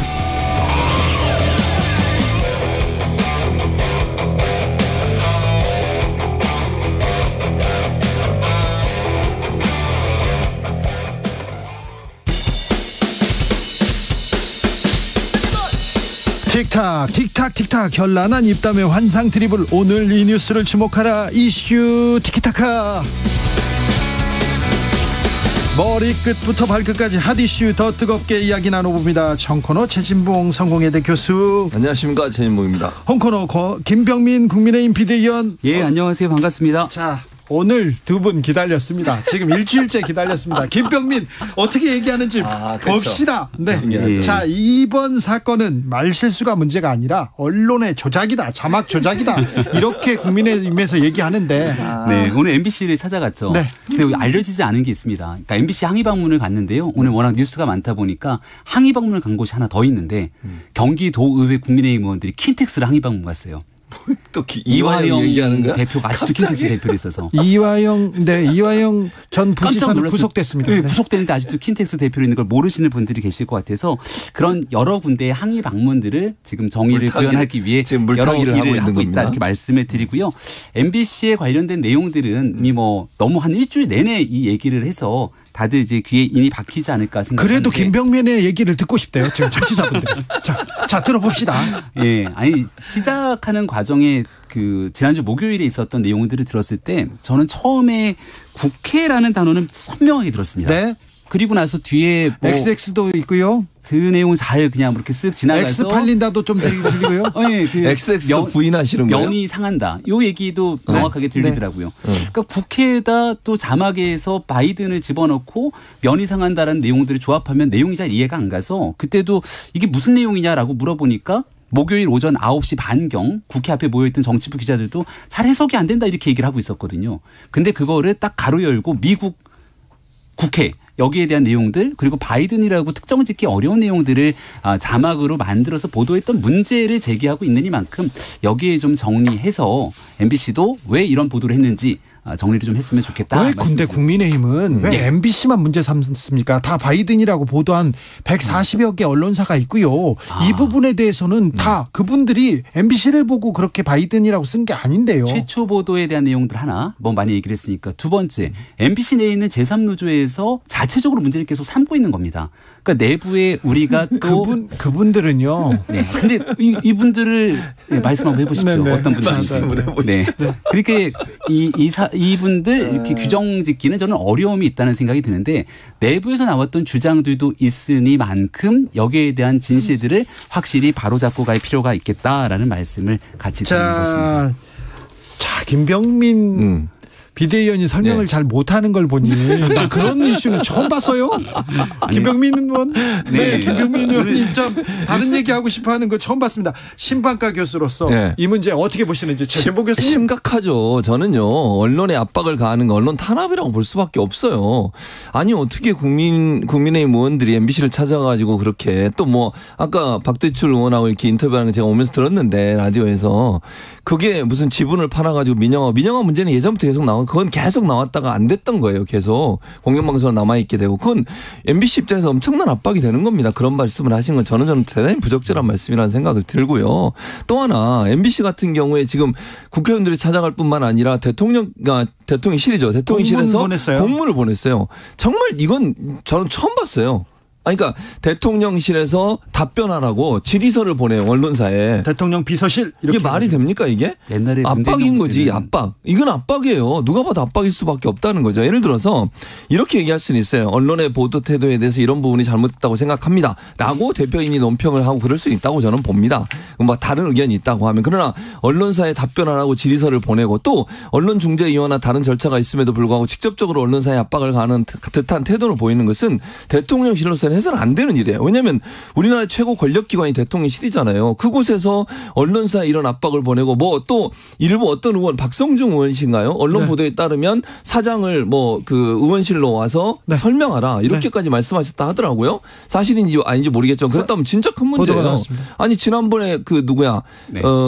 누구죠? 윤영찬 의원이 지난번에 네이버 오라 그래가지고 그것 때문에 얼마나 국민의힘이 공격을 했습니까? 왜 의원실로 불러가지고 그 이해관계자를 불러서 오라가라 하느냐 그런 논란 가지고 지난번에 문재인 정부 때 말씀하시는 거죠? 아니 문재인 정부 때 윤영찬 의원이 의원실로 네이버 관계자를 부른 적이 있었어요. 현안 관련해서. 그랬을 때 국민의힘이 엄청나게 비판을 했었어요. 왜 그렇게 하느냐고. 포털에 압박을 가하냐. 아니, 그렇죠. 근데 지금은 더 심각해요. 이 문제는. 왜냐하면 언론사 사장을 어떻게 국회의원이 자기 방으로 오라고 합니까? 있을 수 없는 문제라고 저는 봐요. 일단은 대통령실 문제부터 얘기하면 대통령실에서 법적 조치를 하진 않았죠. 근데 문재인 정부를 기억해 보면 당시 중앙일보였던가요? 김정숙 여사 해외 순방에 관련된 칼럼을 썼던 기자를 대상으로 아마 대통령실에서 법적 조치를 했던 기억이 나는데 완강하게 여기에 대해서 문제를 삼았던 기억도 납니다. 그러니까 이런 일들을 비추어 봤을 때 잘못된 내용들을 정정 보도하거나 사실관계를 확인하기 위한 노력들은 저는 필요하다고 보는데요. 아니 그럴 수 있죠. 네. 그리고 민주당이 얼마 전에 했던 언론중재법이라고 기억들 하실 텐데요. 이 MBC가 만약에 있지도 않은 사실을 왜곡으로 의도적으로 했다면 민주당은 그때 징벌적 손해배상제 하자고 막 법안 만들어서 야 국민의힘이 이렇게까지 갈 건 아니다라고 얘기했던 거 다 기억나실 겁니다. 그러니까 언론의 탄압이라고 하면 이런 징벌적 손해배상제 등 법으로 아예 우겨넣어서 꼼짝달싹 못하게 하는 걸 우리는 언론 탄압이라고 얘기를 하는데 지금 이 사안에선 대통령실에서 공문 보낸 건 꽤 정중하게 보냈던데요. 어떤 경위로 그런 내용들을 만들었는지 그리고 두 번째로 미국 정부에도 그 내용들을 바탕으로 입장을 물어본 것 아닙니까? 사실이 명확하게 드러나지 않았는데 이런 일들에 대한 관계 확인들이 있었던 것이고요. 국민의힘 입장에서는 이 문제를 가지고 MBC를 공격하는 것이 아니라 보세요. 그러니까 악의적이고 의도적으로 만약 이런 문제들을 만들었는데 아무런 문제 없이 지나가면 아니고 말고식으로 지나갔을 때 어떤 일이 반복되겠습니까? 대통령 선거 때 무슨 일이 있었냐면 그때 MBC PD 수첩이었을 거예요. 누가 고발을 사주했나라는 제목의 프로그램이었을 텐데 윤석열 당시 후보 막 넣어갖고서는 방송을 만들었는데 뒤에 배경음악에 아마 빅뱅의 거짓말인가를 넣었을걸요? 문제가 심각하게 커져갖고 방송 나가고 난 다음에 유튜브 영상 업로드도 못했던 적이 있을 겁니다. 그러니까 이런 일들을 정확하게 왜 그랬는지를 규명하고 갈 필요가 있는데 자꾸만 같은 일들이 반복되지 말자는 긍정적인 취지에서 나왔던 얘기들이 아닌가 생각합니다. 아, 긍정적인 취지라. 사회를 더 건전한 언론을 만들어 가시는. 사회 언론의 압박이 아니라고 얘기를 하시는데 대통령실에서 지금까지 저는 전례를 본 적이 없어요. 제가 언론학자로서 전 세계 어느 나라도요. 대통령실이나 아니면 뭐 국가의 최고 권력기관에서 언론사에 이거 해명하시오라고 해서 어떤 서한을 보내거나 질의서를 보낸 적을 본 적이 없어요. 처음이에요 저는. 우리나라도 이런 적을 본 적이 없어요 저는. 외국에도 없습니까? 없어요. 이런 경우는. 그러니까 예를 들면 문제를 제기해서 뭐 지금 현재 언론중재위원회 같은 경우에는 언론사와 아니면 국가기관이든 아니면 개인이 어떤 논란이 있을 때 거기서 중재를 하는 거잖아요. 그런 절차를 통해서 하는 거는 봤어요. 법적 처분을 하는 것도 봤고. 근데 어떻든 언론기관 입장에서는 대통령실에서 뭔가 질의를 아니지 문의를 해가지고 공개적으로 질의를 한 거잖아요, 이거를. 그럼 그건 압박으로 느껴질 수밖에 없어요. 당연히 그럴 수밖에 없다고 저는 보고요. 두 번째는 아까 이제 계속 김병민 의원은 악의적이고 조작적인 보도를 했다라고 단정적으로 얘기하는데 거기 동의할 수 없어요. 왜 무슨 MBC가 어떻게 악의적이고 조작적인 보도를 했느냐. 지금 거기에 예를 들면 바이든한테 아까 박대출 의원도 그 얘기 하시더라고요. 네. 본인도 명확하게 바이든인지 뭔지는 잘 모르겠다고 말씀을 하셨어요. 예. 제가 듣기로. 네. 그럼 바이든이라고 보도한 게 악의적이고 조작적인 거예요? 그건 아니라고 저는 보거든요. 왜냐하면 그게 예를 들어서 해석의 영역이라고 하면 듣는 사람에 따라 다르게 들릴 수 있고 초창기에 처음에 바이든으로 나간 것은 그 당시에 들었을 때 그렇게 들렸기 때문에 저는 적었을 거라고 생각해요. 그리고 MBC뿐만 아니라 다른 아까 말씀 140개 언론사가 동일하게 냈다고 하면 MBC가 보도 지침을 내려서 그렇게 하라고 한 것도 아니잖아요. 언론사들도 다 들어보고 대체적으로 바이든하고 들렸기 때문에 그렇게 썼을 것이고 그리고 나서 대통령실이 13시간 만에 해명을 했어요. 그 뒤에는 사람들이 다 언론사마다 가로 열고 거기다 날리면 같이 썼어요. 그러면 초창기에 처음에 그러면 바이든으로 나왔을 때 바로 얘기해가지고 날리면이라고 그런 가로 넣기 하든지 그것도 아닌 상태에서 악의적이고 조작적으로 예를 들면 자막을 뭐 조작을 했다 이렇게 얘기하는 것은 이거는 지나친 정치 공세예요. 네, 두 가지 일단은 첫 번째 역대 어느 정부도 대통령실에서 그런 방식으로 공문을 보낸 적이 없다 이렇게 말씀하시는데요. 글쎄 사실에 관련돼서 물어보는 게 그게 잘못됐나? 큰 압박인가 이런 생각이 들어서 이걸 문제를 삼는다면 얼마 전에 방통위 압수수색 들어간 것 같은데 한 종편에 대한 재승인 점수 평가 조작한 거 아니냐 이렇게 나오고 있지 않습니까? 그 사안에 대한 진실들이 조금 밝혀지게 되면 언론에 대한 압박이나 탄압이 어떤 것인지를 좀 확인할 수 있을 거라 생각이 들고 그리고 교수님 MBC가 보도를 했는데 왜 MBC만 문제를 삼고 나머지 언론들이 얘기 삼지 않냐고 하지 않았습니까? 여기 중요한 것은 제일 처음에 지라시가 돌아다녔잖아요. 밭이라고 해서 받은 글. 네. 근데 그 내용들을 바탕으로 사실 MBC가 그대로 거의 자막을 입히듯이 한 건데 이 내용이 어디서부터 시작됐는지를 확인할 필요가 있거든요.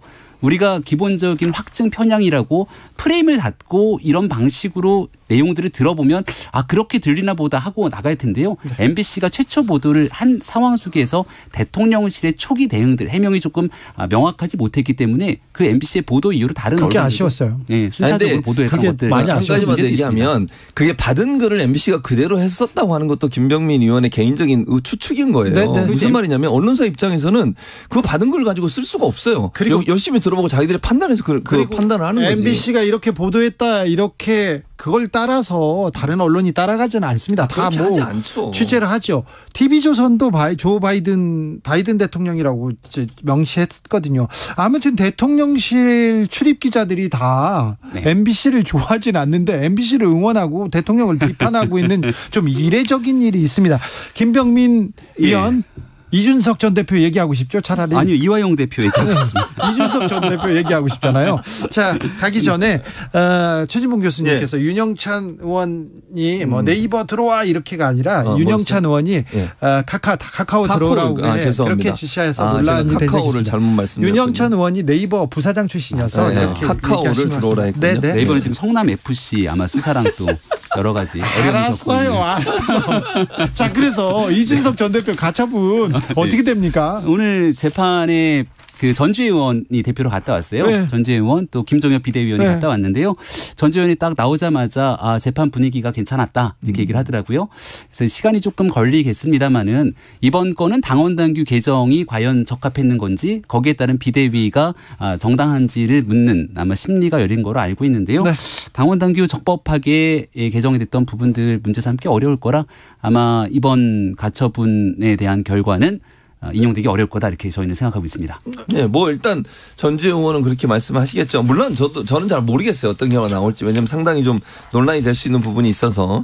다만 이제 지금 김병민 의원이 이렇게 얘기하셨으니까 저는 이제 하나 약한 가능성이긴 하지만 인용될 가능성이 있다고 보는 이유 중에 하나는 뭐냐면 1차에서 인용된 내용의 환경 자체가 바뀌지 않았다는 점이에요. 물론 이제 당원 당규를 개정했기 때문에 절차적으로 문제가 없다고 주장할 수 있지만 사실은 그 당원 당규를 개정한 이유가 현재 당대표를 몰아내기 위한 하나의 어떤 꼼수적인 차원이라고 법원이 판단을 한다고 하면 그 연장선상에서 당원 당규가 개정됐다고 볼 수 있기 때문에 그 부분을 만약 인정한다고 하면 인용될 가능성은 전혀 배제할 수 없다고 봅니다. 아무튼 가처분 끝나도 또 가처분할 건데 여기에 우리가 또 관심을 가져야 되나 이런 생각도 들고요.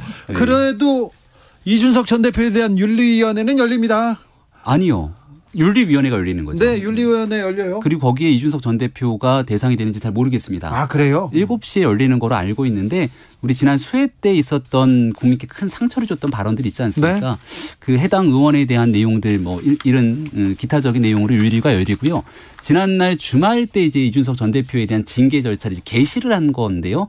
그건 중징계 6개월 당원권 정지 기간에 자꾸 당원 또 당을 대상으로 좀 모욕적인 발언들을 하니 여기에 대한 의원총회에서 좀 못하게 해라라고 하는 발언들이 있어서 네. 징계 절차는 개시됐던 거고 이준석 전 대표가 과거에 대통령 회의 순방 가면 거기에 맞춰서 본인이 제명할 거다 막 이런 얘기를 했는데 이런 발언들이 다 뇌피셜에 근거한 발언들이 아니었나 결과론적으로 현재 입증이 되지 않나 싶습니다.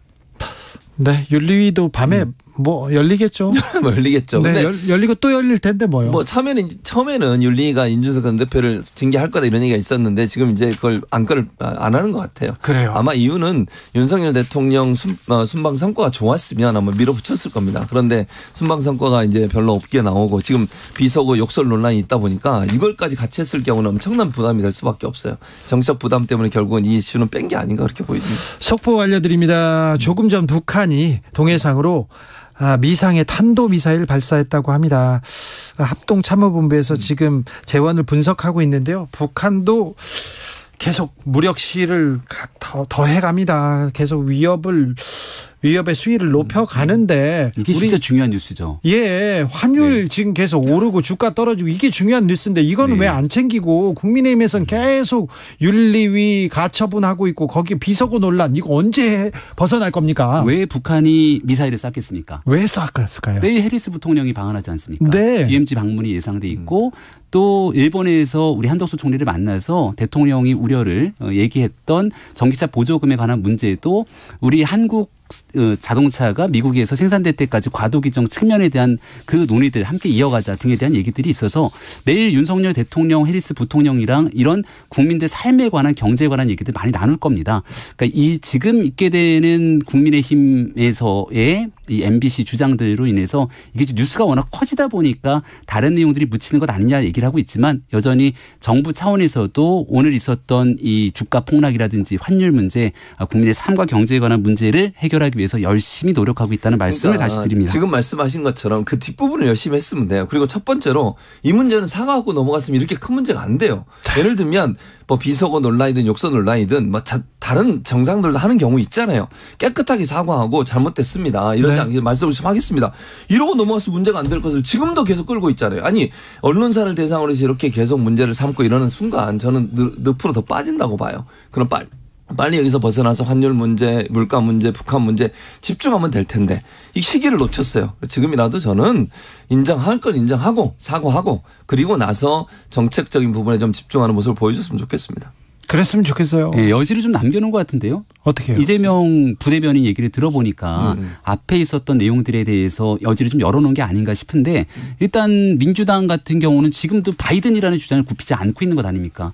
역설적으로 봤을 때 대통령은 아니 나는 바이든을 언급한 적이 없는데 미국 정상을 끌어들여서 계속 이와 같은 정치 공세가 이어지는 내용들은 일단 바로잡아야겠다라는 생각이 우선하고 있는 것 같아서 이 부분 빨리 정리하고 왜 바이든이라는 단어가 튀어나왔는지 그리고 난 다음 말씀 주셨던 내용처럼 국민들의 걱정과 우려 좀 해소하고 덜어낼 수 있게 그다음 순차적인 대응들도 함께 해나가면 좋겠다는 말씀 드립니다. 대통령실에서 해명하면 이 논란이 더 커지고 있다는 것도 아시죠?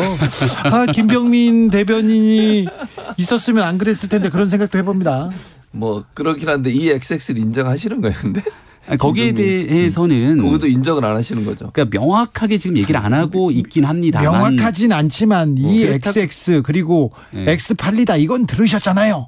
그러니까 그 면이 상한다. 그 내용 잘 들리더라고요. 네. 면이 상한다. 그리고 앞서 얘기했던 이 XX에 대한 발언들은 어쨌거나 풀어야 될 주체가 결국 대통령실이지 않겠습니까? 네. 좀 시간을 갖고 지켜봐 주시죠. 시간을 갖고 지켜보면 풀까요? 네. 해명이 또 논란을 또 키우면 안 되는데 이제 그만해야 되는데 다음 주에는 이 얘기 안 했으면 좋겠어요. 그러니까 저는 국민의힘이나 대통령실이 너무 이 문제 가지고 계속 언론사를 공격하면 더 어려운 상황에 빠질 거라는 거 말씀드리고 싶습니다. 최진봉, 김병민 두 분 감사합니다. 네, 고맙습니다. 네, 주진우 라이브 여기서 인사드리겠습니다. 저는 내일 오후 5시 5분에 돌아오겠습니다. 지금까지 주진우였습니다.